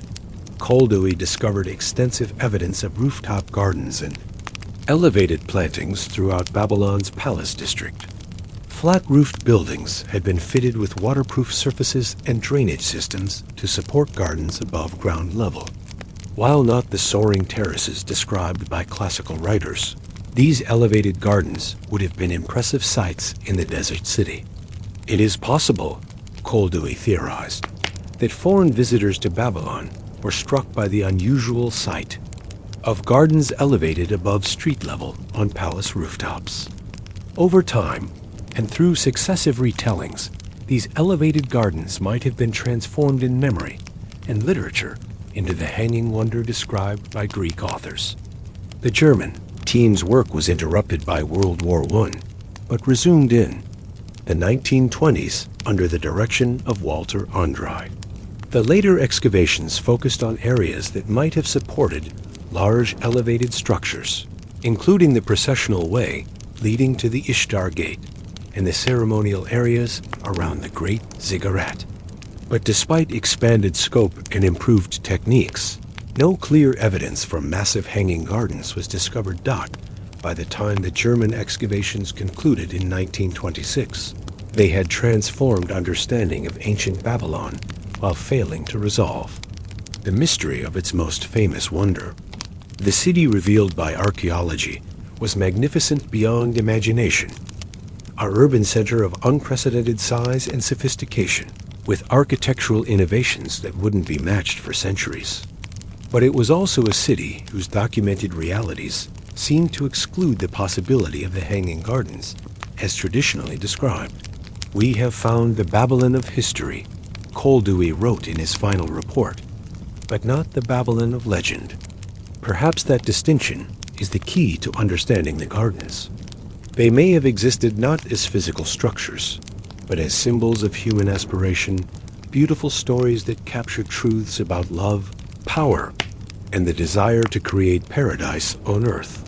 The German excavations established new standards for archaeological investigation while revealing the complexity of separating historical fact from literary tradition. Their meticulous documentation provided a baseline for all subsequent investigations of the garden mystery, but also demonstrated how archaeological evidence could deepen rather than resolve historical puzzles. Most importantly, Koldewey's work established that the burden of proof had shifted. No longer could the existence of the Hanging Gardens be assumed based on classical sources alone. Future investigations would need to provide positive evidence for such structures or explain why none had been found despite extensive and systematic excavation that the archaeological revolution begun by Koldewey would continue through the 20th century, as new technologies and methods were applied to the ancient mystery. But as we shall see, each new investigation would raise fresh questions about what the Hanging Gardens might have been, where they might have stood, and whether they ever existed outside the realm of human imagination. The search for Babylon's greatest wonder had become a quest not just for archaeological evidence, but for understanding how legends develop and why some stories capture human imagination so powerfully that they feel real across the centuries. Part 11. Modern Mysteries in Mesopotamian Secrets Dar. Stephanie Daly arrived in Iraq in the spring of 2013, carrying with her a theory that would revolutionize the centuries-old mystery of the Hanging Gardens of Babylon. As an Assyriologist at Oxford University and one of the world's leading experts on ancient Mesopotamian texts, Daly had spent decades studying cuneiform tablets and archaeological evidence from across the region. Her radical conclusion, the Hanging Gardens had never been in Babylon at all, working in the shadow of the Iraq War. With archaeological sites damaged by conflict and looting, Daly had to reconstruct her theory primarily from textual evidence and existing archaeological reports. But the picture that emerged from her painstaking analysis suggested that one of history's greatest mysteries might have been based on a case of mistaken identity that had persisted for over 2,000 years. The Greeks who wrote about the Hanging Gardens, Daly explained in her groundbreaking research, were working from garbled sources and incomplete information. They knew that somewhere in Mesopotamia there had been magnificent elevated gardens, built by a great king, but they attributed them to the wrong city and the wrong ruler. Daly's theory centered on Sennacherib, the Assyrian king who ruled from 705 to 681 BCE, about a century before Nebuchadnezzar, the second of Babylon, working with Assyrian royal inscriptions that had been largely ignored by previous garden investigators. She discovered detailed contemporary accounts of elaborate water systems and elevated gardens that matched classical descriptions far better than anything found in Babylonian sources. The key evidence came from Sennacherib's own inscriptions, carved in stone and preserved in multiple copies. These texts, written in the king's own voice, described engineering projects that seemed to correspond exactly with the impossible features that had puzzled historians about the Hanging Gardens. I caused a canal to be dug to the city and waters to flow to the elevated gardens, one inscription read. I raised the height of the surroundings of the palace to be a wonder for all peoples. A park imitating the mountains I laid out nearby and planted it with every kind of aromatic plant. But Dali's most stunning discovery concerned Sennacherib's water-lifting technology. The Assyrian inscriptions described what the king called his world wonder, a bronze casting technique that allowed him to create massive water-lifting screws, precisely the type of mechanism that Roman engineers had declared impossible for ancient times. Sennacherib's texts describe the first known use of the casting technique for making bronze screws, Dali explained. This was cutting-edge technology for the 7th century BCE, representing a major breakthrough in hydraulic engineering. The water-lifting systems that seemed impossible and attributed to Nebuchadnezzar become entirely feasible when we understand that Sennacherib had actually developed the necessary technology. Archaeological evidence from Nineveh, the Assyrian capital where Sennacherib built his palace, supported Dali's theory. British excavations in the 19th century had uncovered palace reliefs showing elaborate, tiered gardens with sophisticated irrigation systems. While these discoveries had been noted by earlier scholars, their significance for the Hanging Gardens mystery had been overlooked because everyone assumed the gardens were in Babylon. The reliefs show exactly what classical writers described. Dali noted terraced gardens rising in levels, with trees and plants from different climates and water channels feeding the entire system. But because these were found at Nineveh rather than Babylon, they were never connected to the Hanging Gardens legend. Dali's investigation revealed how the geographical confusion might have arisen. To Greek writers of the classical period, both Babylon and Nineveh were ancient cities in the same general region of Mesopotamia. Both had been capitals of great empires. Both had fallen to Persian conquest, and both were associated with legendary kings and magnificent architecture. The distinction between Assyria and Babylonia, so clear to us now, may have been blurred in the minds of later Greek authors, Dali explained. They knew that somewhere in that region, a great king had built impossible gardens. Nebuchadnezzar was more famous in the Greek world than Sennacherib, and Babylon was a more recognizable name than Nineveh. The attribution error was understandable, but ultimately misleading. The theory also resolved the puzzle of why contemporary Babylonian records contained no clear references to massive hanging gardens. If the gardens were never built in Babylon, their absence from Babylonian sources was entirely natural.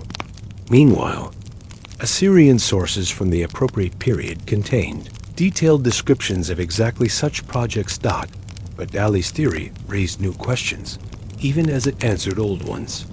If the Hanging Gardens were actually in Nineveh, what had happened to them? Why had they disappeared so completely that even their location was forgotten? The archaeological evidence from Nineveh, while supportive of Dali's theory, was incomplete. Much of the ancient city remained unexcavated, and the areas that had been explored showed signs of systematic destruction. Historical records provided part of the answer.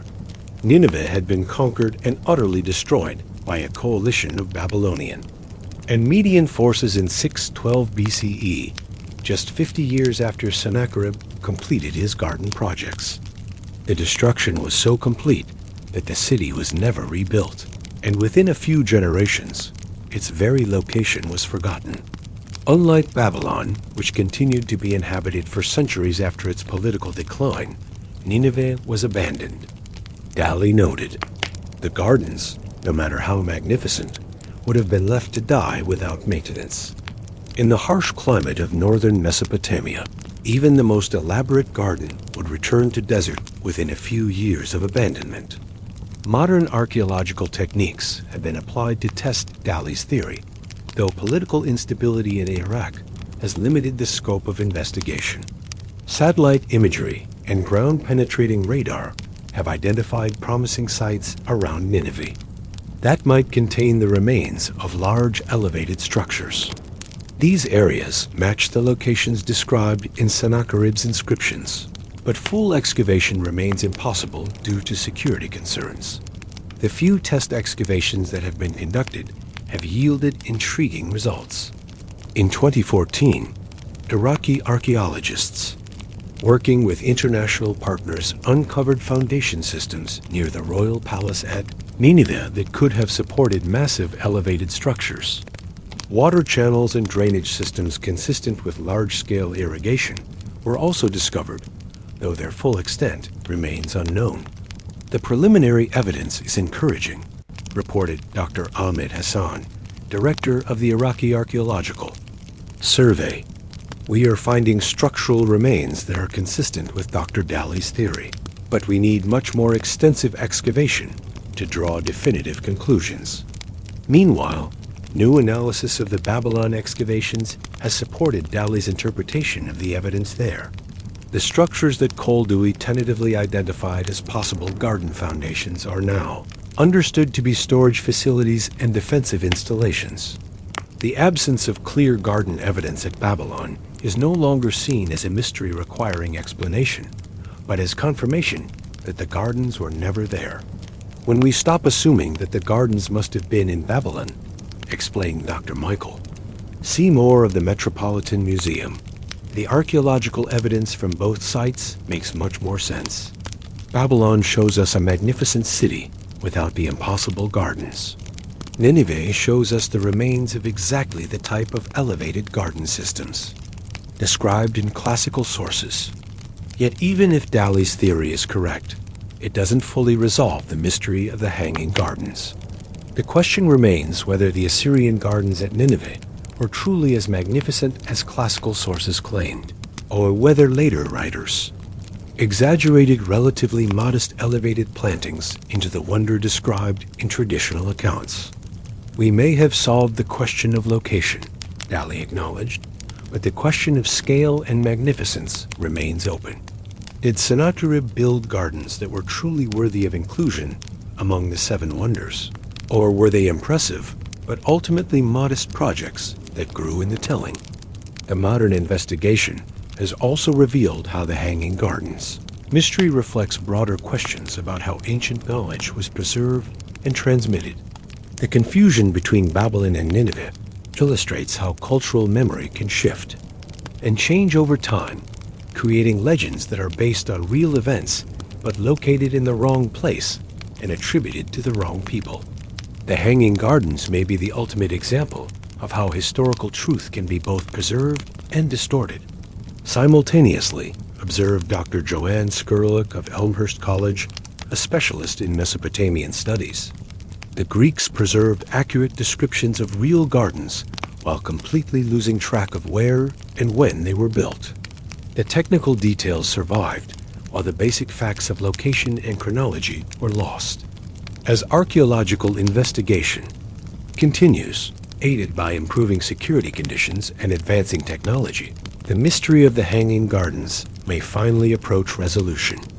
But even if definitive evidence is found, the story will remain a fascinating example of how legends develop and persist, and how the line between history and mythology can become blurred across the centuries. The search for the Hanging Gardens has become a quest not just for archaeological truth, but for understanding how human memory works and how the most compelling stories can outlive the civilizations that created them.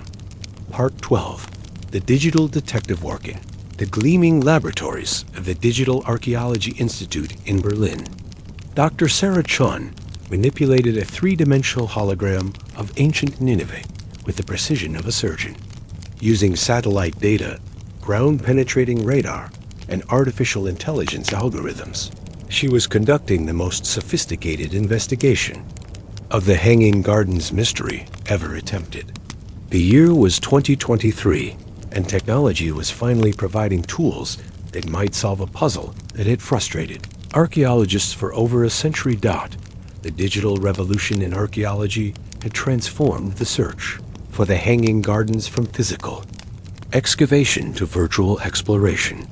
Using LiDAR scanning, multispectral satellite imagery, and advanced computer modeling, researchers could now examine ancient sites without disturbing a single grain of sand.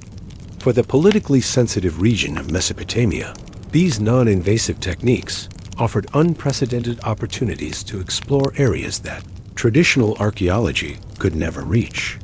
"We're essentially creating a time machine," Dr. Chan explained, as she zoomed into suspicious rectangular anomalies detected beneath the surface near ancient Nineveh.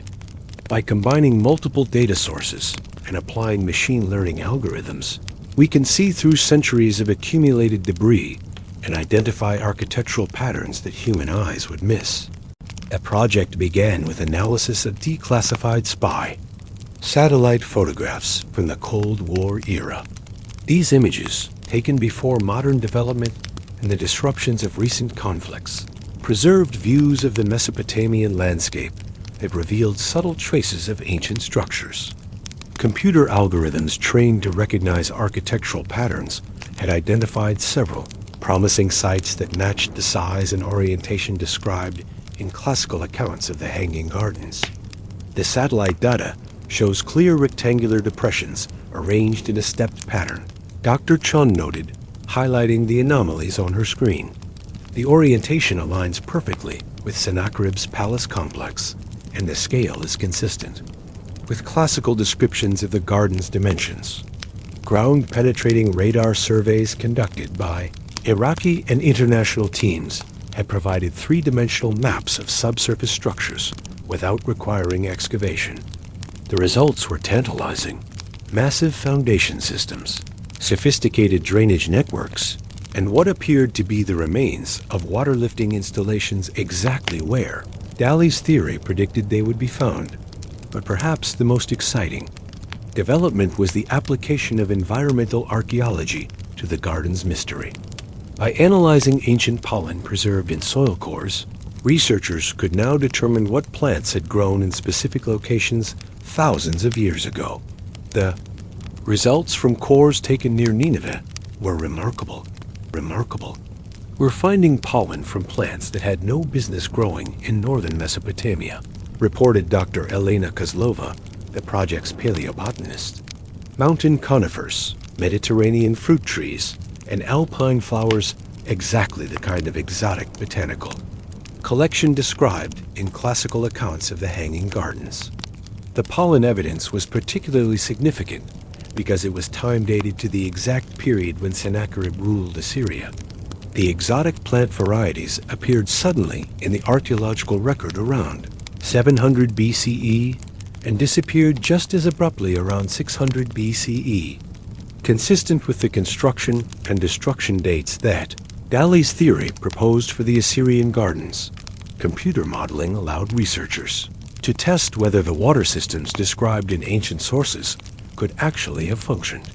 Using Sennacherib's own inscriptions as engineering specifications, programmers created virtual models of the bronze water-lifting screws and channel systems described in Assyrian texts. "The engineering works perfectly," announced Dr. James Morrison, the project's hydraulic engineer. Sennacherib's water-lifting system could have delivered over 50,000 gallons per day to elevated gardens 70 feet above the Tigris River. Technology was advanced, but entirely feasible using 7th century BCE metallurgy and engineering techniques. The virtual modeling also revealed why the gardens had seemed impossible to earlier investigators. The bronze components of the water system would have been among the most valuable materials in the ancient world. When Nineveh was destroyed, these valuable metals would have been immediately looted and recycled, leaving no trace for archaeologists to find centuries later. Bronze was the ancient equivalent of platinum, Dr. Morrison explained. Every screw, gear, and fitting would have been worth a fortune to the conquerors. The absence of bronze components at the site doesn't mean the system never existed. It means it was too valuable to leave behind. Artificial intelligence, was also being applied to textual analysis of ancient sources. Machine learning algorithms, trained on thousands of cuneiform tablets, could now identify patterns and connections that human translators had missed. The results suggested that references to elaborate gardens appeared in far more Assyrian texts than previously recognized, but had been overlooked because they used technical vocabulary that wasn't clearly understood. The AI analysis reveals a consistent pattern of garden-related terminology in Sennacherib's administrative texts, explained Dr. Hassan al-Rashid, the project's computational linguist. Terms we previously translated as palace decoration or ceremonial plantings appear to refer to much more elaborate horticultural projects when analyzed in context. The digital investigation also examined the question of why the garden's location had been so thoroughly forgotten. Climate modeling revealed that the region around Nineveh had experienced significant environmental changes in the centuries following the city's destruction. Changes in rainfall patterns and the course of the Tigris River had transformed the landscape, making it difficult for later visitors to visualize where such elaborate gardens could have existed. The classical writers who described the hanging gardens were working from sources that predated major environmental changes in northern Mesopotamia, noted Dr. Rachel Sullivan, the project's environmental historian. By the time Greek historians visited the region, the landscape had changed so dramatically that the original location of the gardens was no longer obvious. Virtual reality reconstructions based on the digital evidence allowed researchers to experience what the hanging gardens might have looked like at their peak. The computer-generated environment combined architectural evidence from excavations, botanical data from pollen analysis, and engineering specifications from ancient texts to create an immersive recreation of Sennacherib's horticultural wonder. Through the virtual gardens is an extraordinary experience, Dr. Chun observed. You can see how the terraced structure would have created different microclimates, how the water systems would have provided both irrigation and cooling, and how the exotic plants would have created a genuine paradise in the middle of the Mesopotamian landscape. The virtual reconstruction also revealed design principles that explained why the gardens had captured ancient imaginations so completely. The stepped terraces were arranged to create constantly changing vistas as visitors ascended through different climate zones. Water features were positioned to provide both practical irrigation and aesthetic pleasure, with the sound of flowing water masking the noise of the bustling city below. But perhaps the most significant discovery was that the digital evidence supported both the existence of magnificent gardens and their ultimate fate. The data suggested that Sennacherib had indeed created horticultural wonders that matched classical descriptions, but that these gardens had been completely destroyed within a few generations of their construction. The digital archaeology confirms that the hanging gardens were real, magnificent, and tragically short-lived. Dr. Chun concluded, they existed for perhaps 50 years, at most long enough to amaze visitors and inspire lasting legends, but not long enough to leave substantial physical remains for modern archaeology to discover.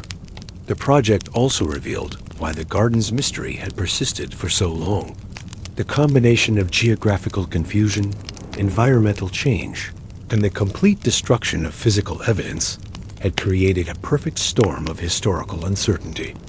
Only by combining multiple lines of digital evidence could researchers finally piece together the full story. This case illustrates both the power and limitations of traditional archaeology, reflected Dr. Morrison. Physical excavation alone could never have solved this puzzle, because the key evidence had been scattered, recycled, or destroyed. But digital methods allow us to recover information that seemed permanently lost. As the digital investigation continued with increasingly sophisticated techniques, the mystery of the hanging gardens appeared to be approaching final resolution. But as we shall see, even the most advanced technology could not answer every question about these legendary wonders, and new discoveries would continue to surprise researchers and add complexity to an already intricate historical puzzle.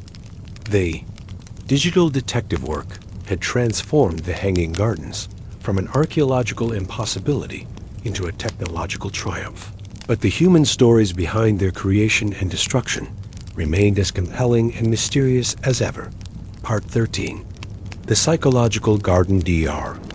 Elena Vasquez, a cognitive archaeologist at the University of Barcelona, was studying something that couldn't be excavated, analyzed with radiocarbon dating, or reconstructed with computer models. She was investigating the Hanging Gardens of Babylon as a phenomenon of human consciousness, a shared cultural memory that had persisted for over 2 millennia, regardless of physical evidence. Working in 2024 from her office overlooking the Mediterranean, Dr. Vasquez had assembled a multidisciplinary team of psychologists, anthropologists, and neuroscientists to explore a radical question. What if the mystery of the Hanging Gardens wasn't about whether they physically existed, but about why human beings needed them to exist? We've been approaching this backwards, Dr. Vasquez explained to her research team. Instead of asking, did the gardens exist? We should be asking, why have human beings across every culture and century insisted that they must have existed? The persistence of the legend tells us something profound about human psychology and our relationship with nature. Her research began with an analysis of how the Hanging Gardens appeared in different cultures throughout history. The story had been adapted and retold by Greeks, Romans, Arabs, Persians, medieval Christians, Renaissance scholars, and modern archaeologists. But in every version, certain psychological elements remained constant. The tension between artificial and natural, the use of technology to recreate paradise, and the idea that love could inspire the impossible. The gardens represent a fundamental human fantasy, Dr. Vasquez observed. They embody our deepest desires to control nature while being nourished by it, to use our intelligence to recreate the paradise we imagine we've lost. Every culture has versions of this myth, but the Hanging Gardens have become the most persistent expression of it in Western civilization. Neuroimaging studies of people reading descriptions of the Hanging Gardens revealed fascinating patterns of brain activity. The same neural networks that activated when people contemplated beautiful natural landscapes also lit up when they visualized the legendary gardens. But additional areas associated with technological achievement and problem solving were also engaged, creating a unique neurological signature. The gardens stimulate both our nature-loving and technology-loving neural pathways simultaneously, explained Dr. Marcus Klein, the project's neuroscientist. This dual activation creates an especially powerful psychological response. The gardens represent not just beauty, but beauty achieved through human ingenuity. The psychological research also examined why the gardens had become associated specifically with romantic love in popular imagination.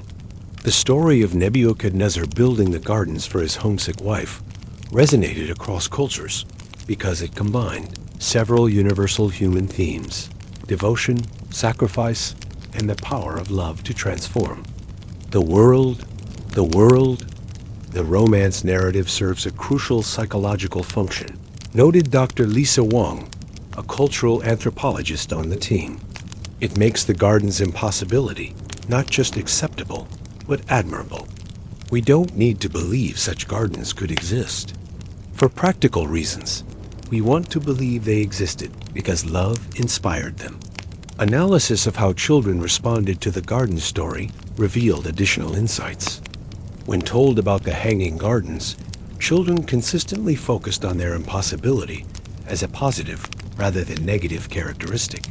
The fact that the gardens seemed to defy natural law made them more rather than less appealing to young minds.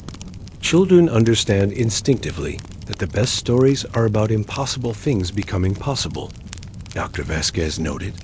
The gardens represent the childhood dream of transforming the world through imagination and will.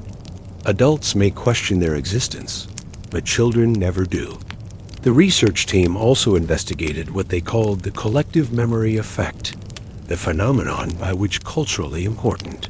Stories remain vivid and detailed in human consciousness, even when their historical accuracy is questionable.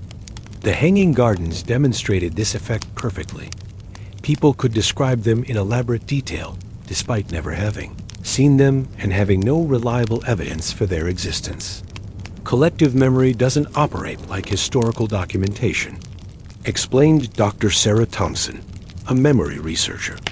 It preserves what cultures need to preserve, not necessarily what actually happened. The gardens have been preserved in collective memory because they serve important psychological and cultural functions.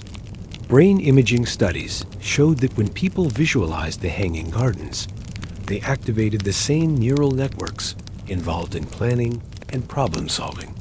The gardens weren't just beautiful fantasies, they were inspirational challenges that encouraged people to think about how impossible things might become possible. The gardens function as what we call aspirational impossibilities, Dr. Klein explained. They represent goals that seem unattainable, but inspire effort toward achievement.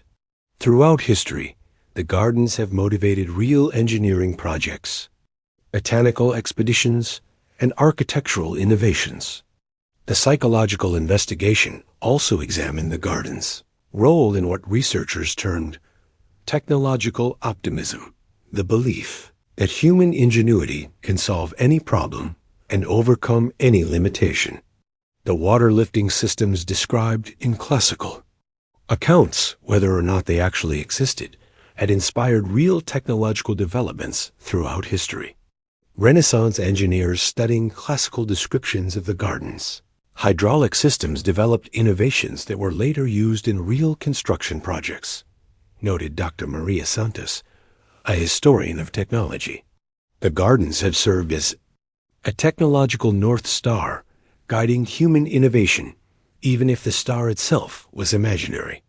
The team's research revealed that the gardens served different psychological functions for different groups.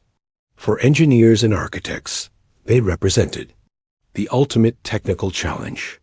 For botanists and gardeners, they symbol